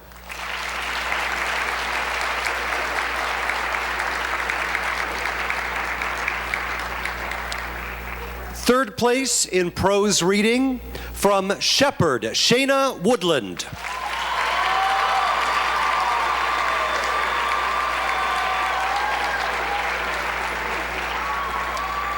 Your tournament runner-up in prose reading is from Hananega, Megan McGee.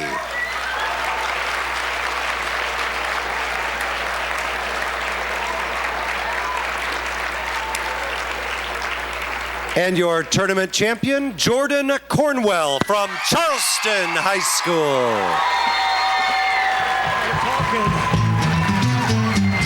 Grab your coat and let's start walking. Come on, come on. Come on, come on. Come on, come on. Don't procrastinate, don't articulate. Girl, it's getting late. You just sit and wait around. A little less conversation, a little more action. All this aggravation ain't satisfaction. A little more fight, a little less spark. A little less fight, a little more spark. Close your mouth and open up your heart, and baby, satisfy me. Satisfy me, baby. Satisfy me, baby. Satisfy me, baby.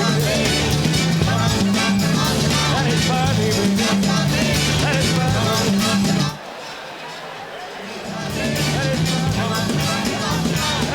me, baby. And your tournament champion in prose reading, Jordan Cornwell, Charleston High School.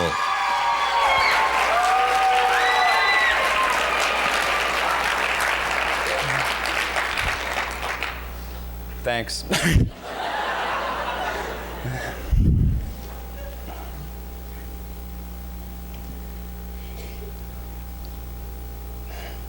Do you want to know about the grass that my custard changed? Okay. Well, it's not much to drivel about, really. It was just a normal working grass. I flushed out of bed, coned my pie, brushed my udders, and then shunted out of the door. Well, just like every other working grass. But it castled when I was crossing the road. And it all castles so quickly. I mean, there is some loony tickling his wombat at 40 miles a pebble down the road, and you tango out in front of him, and the next thing you know, you're steepling off of his windscreen. Oh, I never knew what puddled me. All I remember is doctors poodling over me, and I would try to drivel. But I couldn't. And then the pebbles ticked over into grasses, and the grasses passed by flatulently until eventually, 3 whole trombones later, well, I sat upright in the hospital and finally driveled again. And, well, it didn't take the doctors long to harpoon that something was seriously mermaid. Oh, I mean, it was obvious as soon as I hoarded my doodle. My words had gone all grapefruit. Author Peter Drucker once said, "The most important thing in communication is hearing what isn't said." What we see in this piece is a man who struggles to speak normally after a tragic accident. And although his odd speech may seem comical, the journey to normalcy is riddled with hardship. Going Grapefruit by Ian Richards. Well, before I got puddled by that wombat, I driveled just like everyone else. And that starfish of a speech therapist keeps trying to get me to drivel like that again. But you see, he does not lather what this is like. You see, this feels perfectly licorice to me. I mean, it's like I've been driveling this way all of my custard. And besides, who is he to decide what's licorice and what's mermaid? As far as I'm concerned, a shoehorn by any other name would smell as magenta.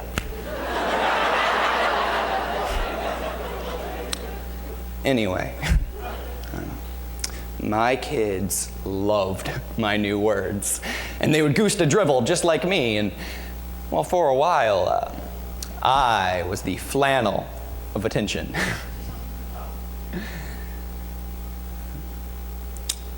But my wife, Helen, was more hootenanny. She pretended everything was licorice, and she even fixed a smile on her doodle, but secretly, I knew that she was dislocated about me. And everything was pretty licorice until the night we had a right old balloon at the dinner table one night. Could you debauch the hippo for me, please? But she only gutted her head. What? Could you debauch the hippo to me, please? And I turned to the kids. But for once, they couldn't even lather me. And when I nodded back at Helen, she was wobbling. Can't you see you're getting worse? And with that, she burst into fishes and then shunted out of the room.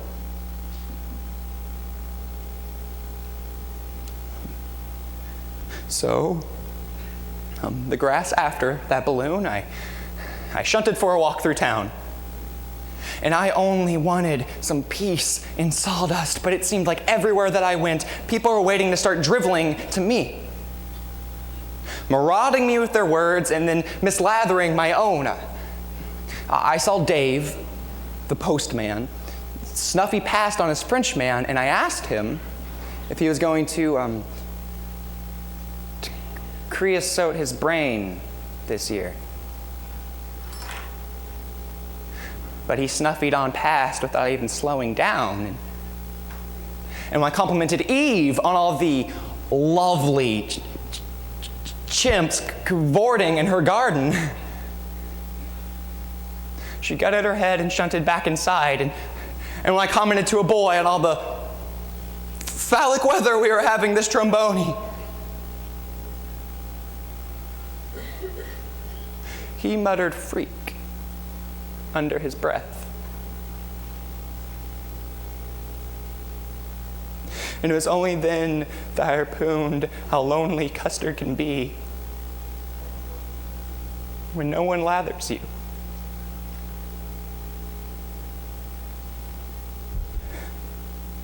I was planking past the shops on my way home, feeling about as biodegradable as ever, when I heard this shout for help. And I nodded across the street, and there were two men there, one young and one old, and as I nodded, the young one puddled the older one in his belly, and he flaked down to the ground. "What's castling here?" I asked, trying to sound as hosepipe as I could. And the young man, he turns around, and he was holding a knife in his pink one. And I felt my stomach go all clerical, and I goosed my best to carry on sounding hosepipe. "Better spray that knife, sunshine. There's no need to get cabbage." And just then the old man flaked up from the ground, and that distracted the knife-carrying starfish just long enough for me to alb him up against the wall. And that's when I started shouting, letting all the rubber and the coconut that I'd built up inside of me come shuddering out. "What is mermaid with you? You have no pastry for other escalators. You will be humdrum if you do not exfoliate. Listen, I will plaster your giraffe if you do not swim to me when I am welding to you."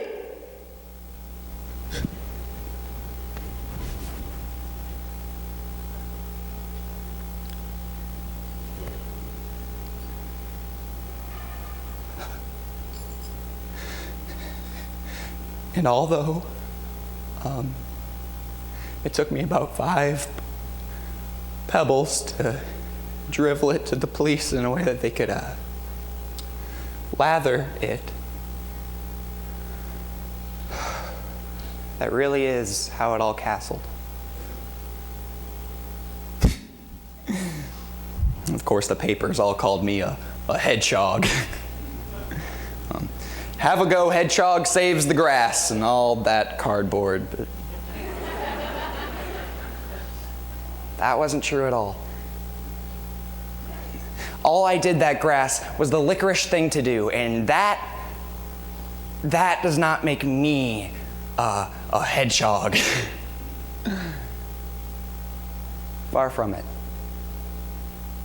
Because you see, my words are still all grapefruit. But now, I'm in the hospital again, and I am goosing my very best to siphon the licorice words.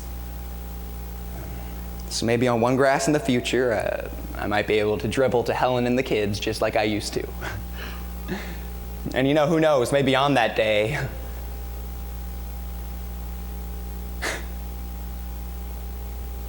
maybe on that day, I'll be a hero too.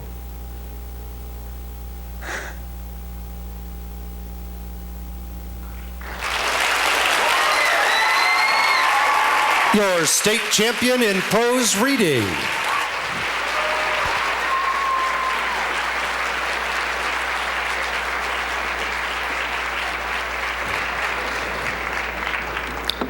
Will the finalists in special occasion speaking please join us on stage? And will the finalists in original comedy please join us down here in our finalists row?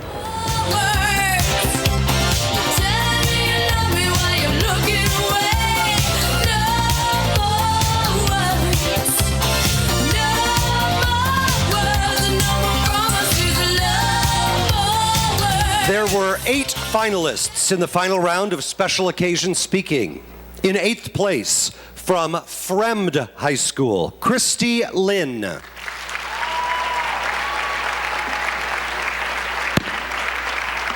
In 7th place, from DeKalb, Jackson Hampton.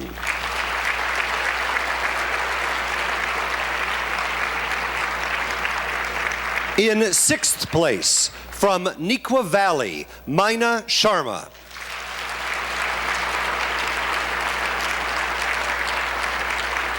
In 5th place, from Champaign Centennial, Mecca Muhammad.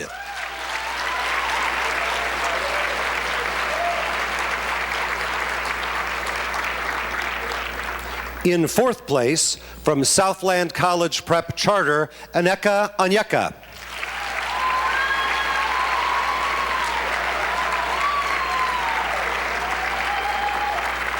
In 3rd place, from Lyons High School, Jack McDermott.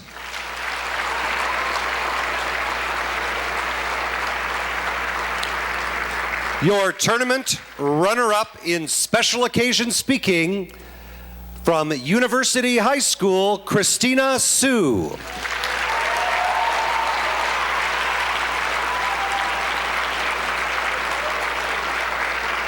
And your tournament champion in special occasion speaking, from Marion High School, Cooper Packard.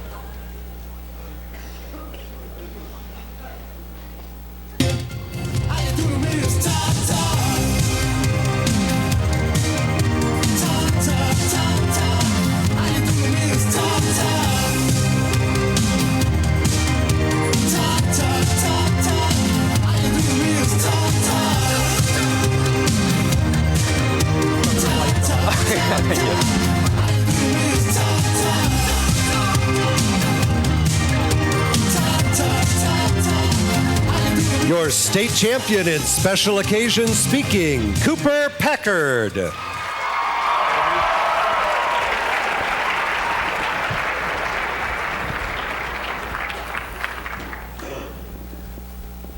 Okay, everyone, I have something to tell all of you.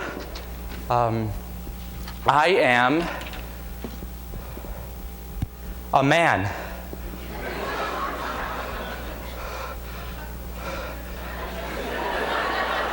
Okay, I should probably explain. This morning, I came to school dressed up as a woman. Okay, I should probably explain more. Last night, my mom told me that I didn't know what it was like to be a woman.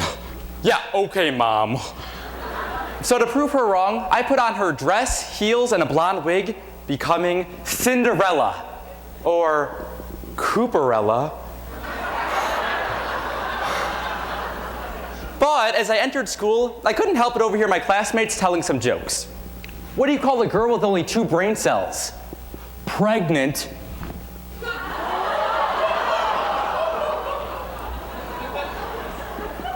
Did that offend you? Well, it offended me. Classmates, I've learned 2 things today. A, wearing 6-inch heels is so uncomfortable. And B, my mom was right. Sexism is invisible because it's normal. And I think it's time we change that. This is why our PE teacher has allowed me, Cooper Packer, to speak to you, my classmates in the men's locker room, because we are all guilty of this issue. So yes, I'm a man speaking about women.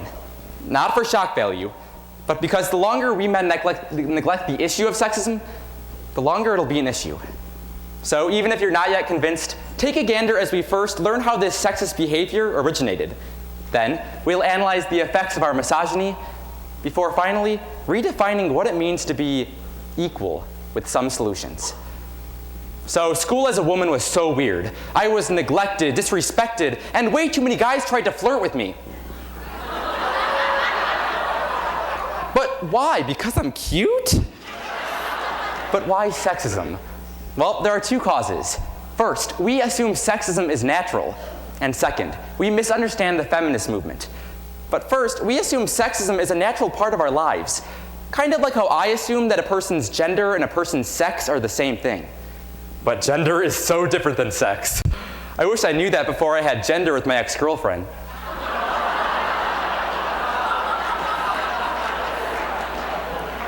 But for us, we tend to believe that women are naturally inferior to men. However, Northwestern University historian Alice Eagley explains that men and women in early hunter-gatherer societies were actually equal. Our current patriarchal society didn't develop until the start of agriculture. So male dominance is not natural. We simply conform to it. And this leads us to the second cause. We also misunderstand the feminist movement. Contrary to popular belief, a feminist is not a female communist. I mean, I'm a feminist and I'm not a female. I am a communist, though. What? According to the Huffington Post on April 13th, 2013, just 20% of Americans consider themselves to be a feminist. But when asked if they believe in the social, political, and economic equality of the sexes, that number skyrocketed to an astounding 82%. The thing is, that very belief is Merriam-Webster Dictionary's definition for feminism. So feminism is pro-men and pro-women? Man, we are confused. Kind of like this one guy throughout all my classes who kept trying to flirt with me. And I was like, dude, I'm not really a girl. And he was like, I don't care.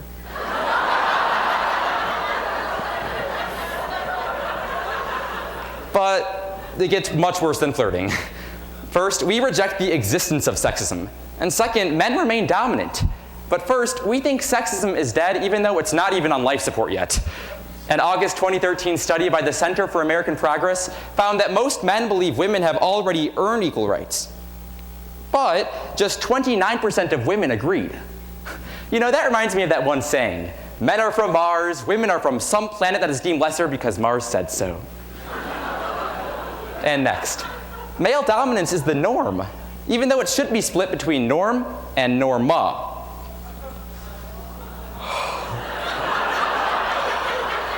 For example, in a 2012 Yale University study on gender bias, professors were asked to evaluate identical applications for a new manager position. The only difference? One applicant was named John, while the other was named Jennifer. In the end, John was rated higher on all fronts, while Jennifer rated lower in hireability, competence, and salary by $4,000. Not to mention that women still only earn 77 cents to the male dollar in this country. Or think of our culture and how the #1 song of 2013, Blurred Lines, was a word-for-word reenactment of rape. In his 2012 TED Talk, activist Jackson Katz explains how this violence against women is labeled a women's issue, even though it should be the man's issue because the abuser is a man.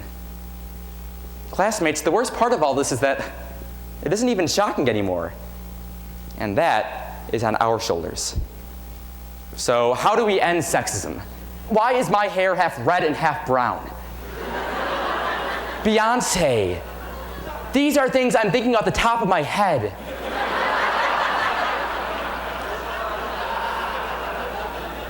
But fortunately, I have an answer to the first question.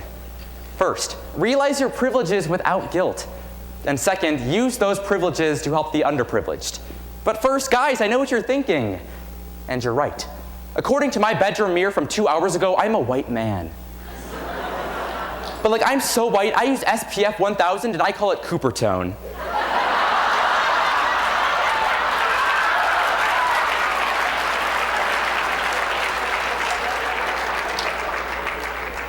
But I have felt guilt in the past over the fact that men, and more specifically white men, have dominated other races, genders, and people for centuries. But in her book, Feminism is for Everybody, social activist Bell Hooks explains how a man who has embraced feminist policies is in no way a threat to the movement. Guys, feminism is meant to remove social stigmas for both men and women, whether that means a woman being allowed to become the breadwinner in her family or a man being able to cry without shame. And finally, it's time we use our individual privileges to help the underprivileged. Take a look at the National Organization for Men Against Sexism and their 12 steps to help end sexism. That includes a variety of ways to aid the movement, from simple steps like not condoning sexist jokes, to more difficult ones like listening to women's stories of sexism without yourself becoming upset. Guys, I know it's hard, but it's worth it. Equality always is. Wow, I'm really glad I got that all off my chest. And by that, I mean the bra I was wearing. Classmates, today we've taken a look at the causes, effects, and solutions to our sexism. As crazy as she is, I'm really glad my mom opened my eyes to this issue. I'm not an expert on women, but I'm learning. After all, just 100 years ago, women were unable to vote, couldn't legally use or discuss birth control, and were legally allowed to be raped by their husbands. Something that wasn't outlawed in this country until 1993. But look how far we've come. And look how far we've yet to go. Classmates, I think Susan B. Anthony put it best in her 1873 speech for women's suffrage. It was we, the people, not we, the white male citizens, nor yet we, the male citizens, but we, the whole people, who formed the Union. 2014 state champion in special occasion speaking.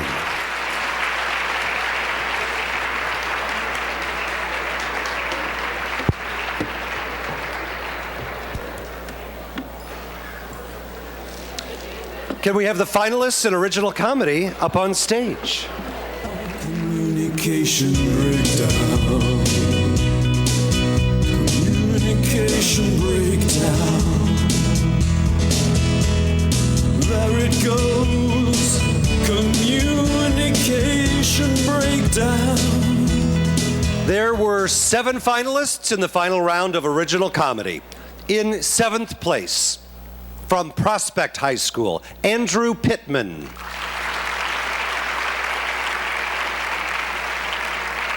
In 6th place, from Glenbard West, Adam Rozak.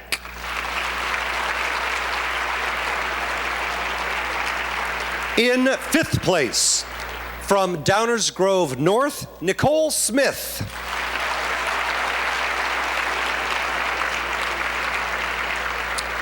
In 4th place, from Cary Grove, Olivia Rory.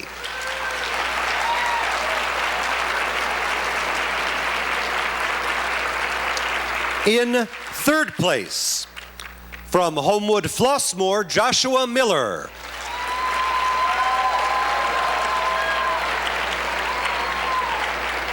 Your tournament runner-up in original comedy, Juan Munoz from Coal City.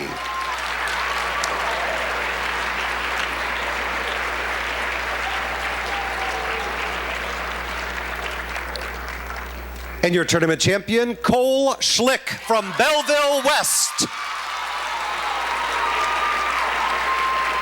Breakdown. When it's right, it's alright. When it's wrong, it's so wrong. When it's gone, it's over. It's too late. Communication breakdown. Communication breakdown.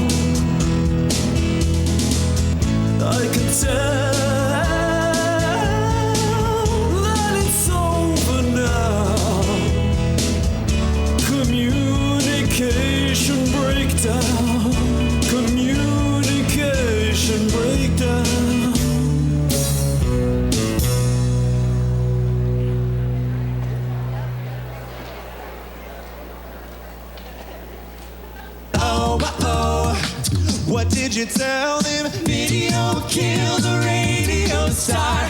Video killed the radio star. Your tournament champion in original comedy, Cole Schlick.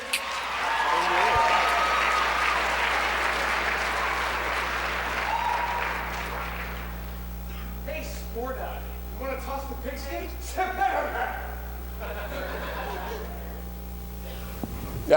You want to see a movie? Okay. Why doesn't he want to hang out with me? What's this? It's the bear. Weird kid. Camp Dad. The camp for dads. That suck at being dads? Okay, sport. I'll go for you. Hey, campers, welcome to Camp Dad, the camp for dads bad.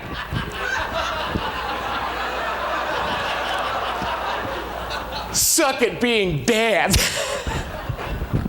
Let's get started with introductions. My name is Charlie the Counselor. I killed my father, and I'll be your guide back to the path of fatherhood. Okay, good. Get us started. Hi, my name is Joshua. I have one son, Bradley. Oh, God. The other night, I was tucking him into bed, and I only tucked in one side of the bed. He could have froze to death. Hi, everybody. Yeah, you see, my baby girl, well, she's not crying anymore, but she left a trail of tears. You see, I kept telling her that hope was just ahead and that she shouldn't let her butterfly fly away. But when she turned 19, she got real gone, and well, she came in like a wrecking ball and broke my achy breaky heart. Oh, I'm Billy Ray Cyrus, Miley's father. You see, you could have figured that out using context clues, because everything I just said, those were songs that I wrote, but I'm not relevant, nor have I ever been.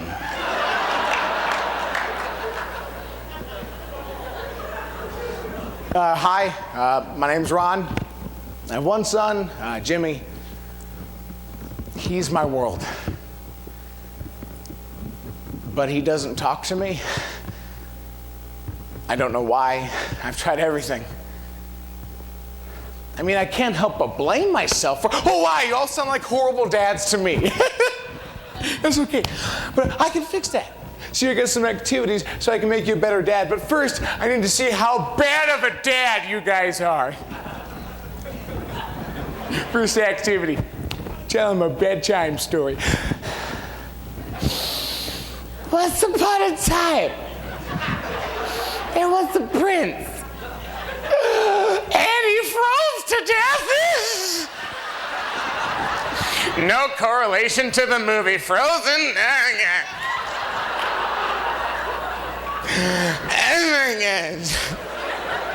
I just got a good guitar sound. Hi, everybody. You see, where I'm from, we don't tell stories, no, we sing songs. Bow, bow, bow, my baby girl, my little baby girl. She started to work for Disneyland, but then she got real nutty and a little slutty, and she twerked upon a married man. Bow, bow. Thank ya. I'm not really one for bedtime stories, but once upon a time, there was a girl. She was wandering through the woods, and then she stumbled upon a cottage. And also you promote wandering through the woods and stumbling upon cottages. We'll see how that goes. Am I right? Am I right?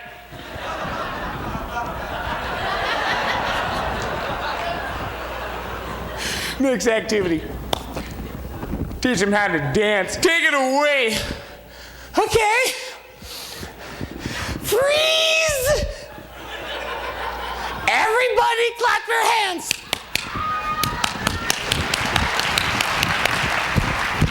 How low can you go? See you take it to the floor? Is it never gonna stop? One hop. Oh my God.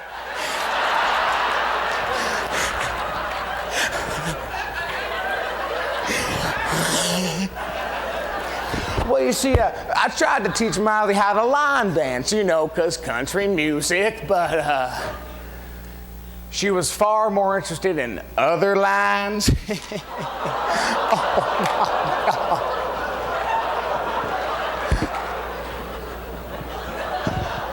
my God. I'm not much of a dancer, but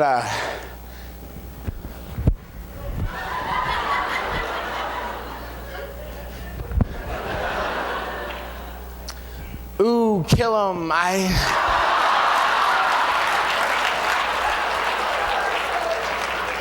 Wow. You're all white. It's okay. You're allowed to be white.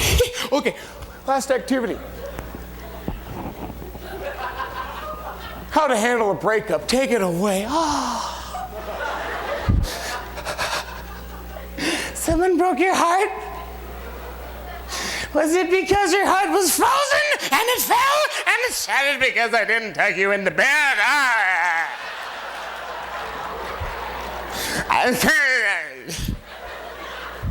Oh, Miley, just write a song about it, but stay away from the loco hot cocoa. And I know you think it might help, but stop dancing. Believe me, it won't work.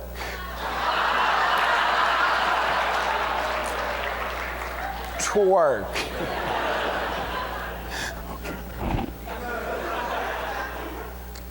Jimmy, buddy, I'm so sorry. Hey, you're gonna be okay. You know why? Because you're the man. Any girl would be lucky to have you. Hey, what say you and me, we go get some ice cream and we go see a movie with a lot of explosions, huh? You're gonna be okay. I promise. Oh! Tugging on the heartstrings. But fail! You all fail. You're all horrible fathers, and there's nothing I can do about it. Now look here, Charlie the counselor, if that is your last name. You've got some nerve calling us bad dads. Because you know what? In our own ways, I think we are great dads. Joshua, if the biggest problem you have is that you didn't tuck your kid into bed properly, I wish I could be so lucky. And Billy Ray Cyrus,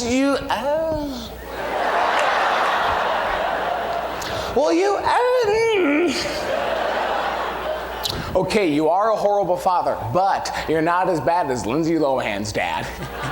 Sick burn. And here's the thing, Charlie. Yeah, you might have taught us some lessons, but I think it's time for us to teach you a lesson. Yeah, I'm gonna tuck him into bed. His death, Daddy! And I think it's time we break his achy, breaky face. And then I'm gonna... Oh my God, I left my son home alone this entire week! Jimmy! Several hours later, Jimmy! Why did I run home? Jimmy? Sport? Yeah, Dad? Did you have headphones on this entire time? Well, yeah. That's why you couldn't hear me. You were listening to music. But what about the grunting? I don't know the words to the songs. Oh, that's adorable. What about this magazine article you gave me, huh? Yeah, doesn't that sound fun? Camp Dad? Dad, turn it over.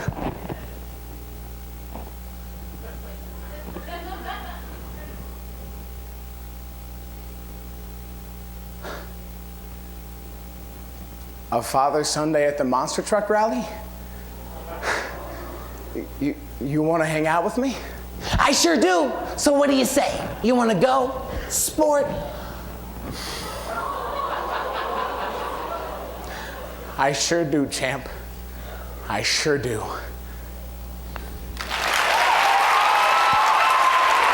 Your 2014 state champion in original comedy, Cole Schlick. I said you talk too much. Homeboy, you never shut up. You talk about people. But I wanted to keep Even it. know. And you talk about places you never go. You talk about your girl from head to toe. I said your All right, we have come to the part of the evening where we're going to announce the Team Sweepstakes Awards. There was a two-way tie for fifth place. With 13 points, in fifth place, the team from Glenbard West. Also, in fifth place with 13 points, Prospect High School.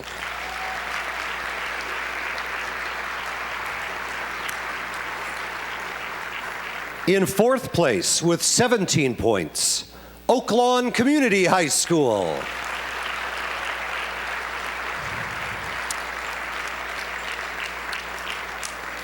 For first, second, and third place, we have these rather large and impressive trophies. So we're going to ask the entire team and coaches to come down and accept the awards, and we will reward them with your hearty, enthusiastic applause. In third place with 18 points, the team from Hinsdale Central.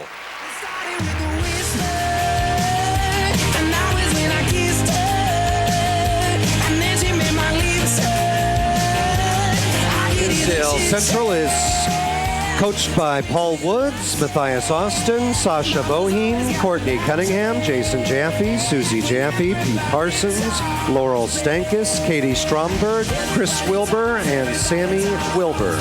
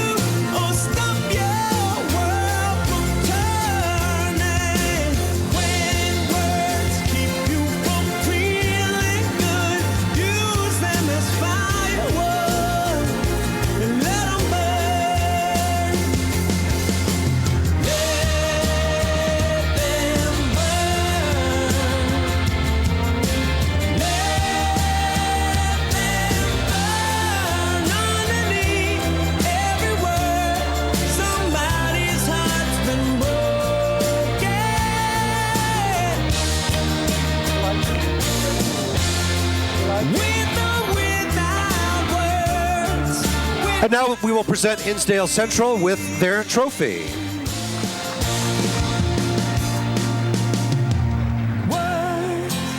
They'll try to shake us. Don't let them break us or stop our world from turning. When words keep you from feeling good, use them as firewood and let them burn.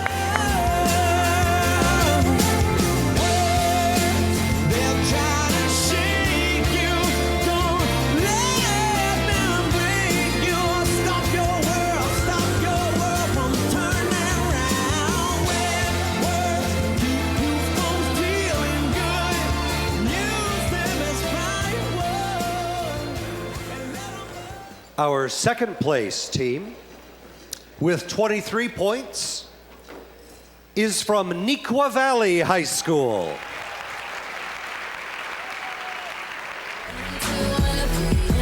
Neuqua Valley, coached by Hemet Mehta, Michelle Lascola, Jared Mason, John Pontarelli.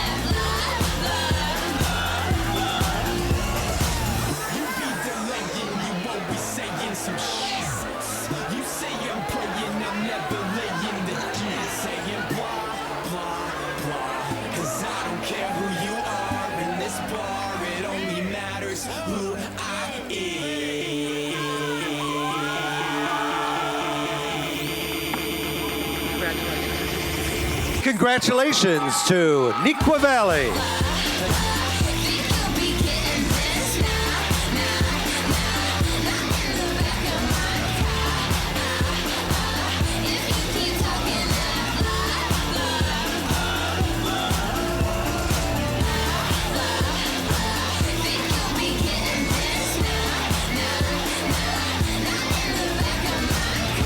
And our first place team, 2014 state champions with 32 points, Wheaton Warrenville South.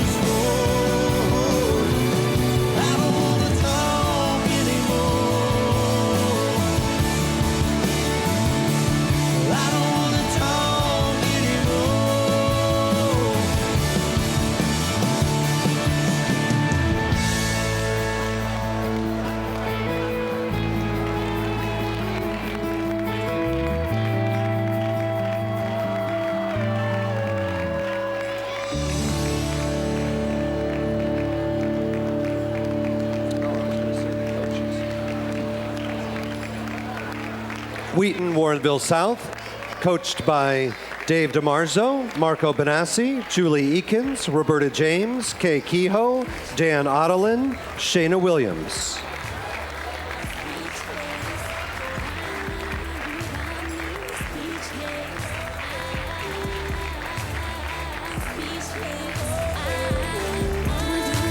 Speechless.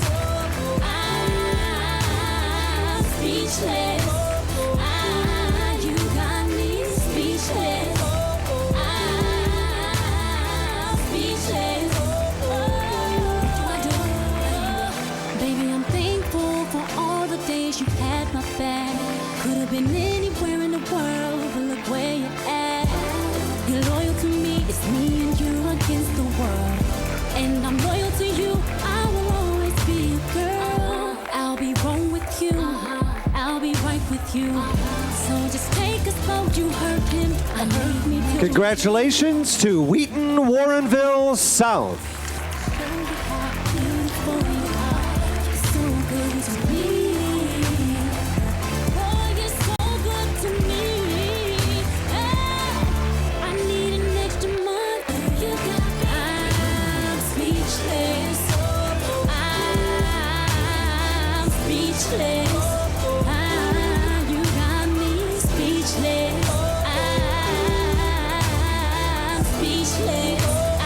Thank you all very much for coming. Congratulations. We'll see you again next year.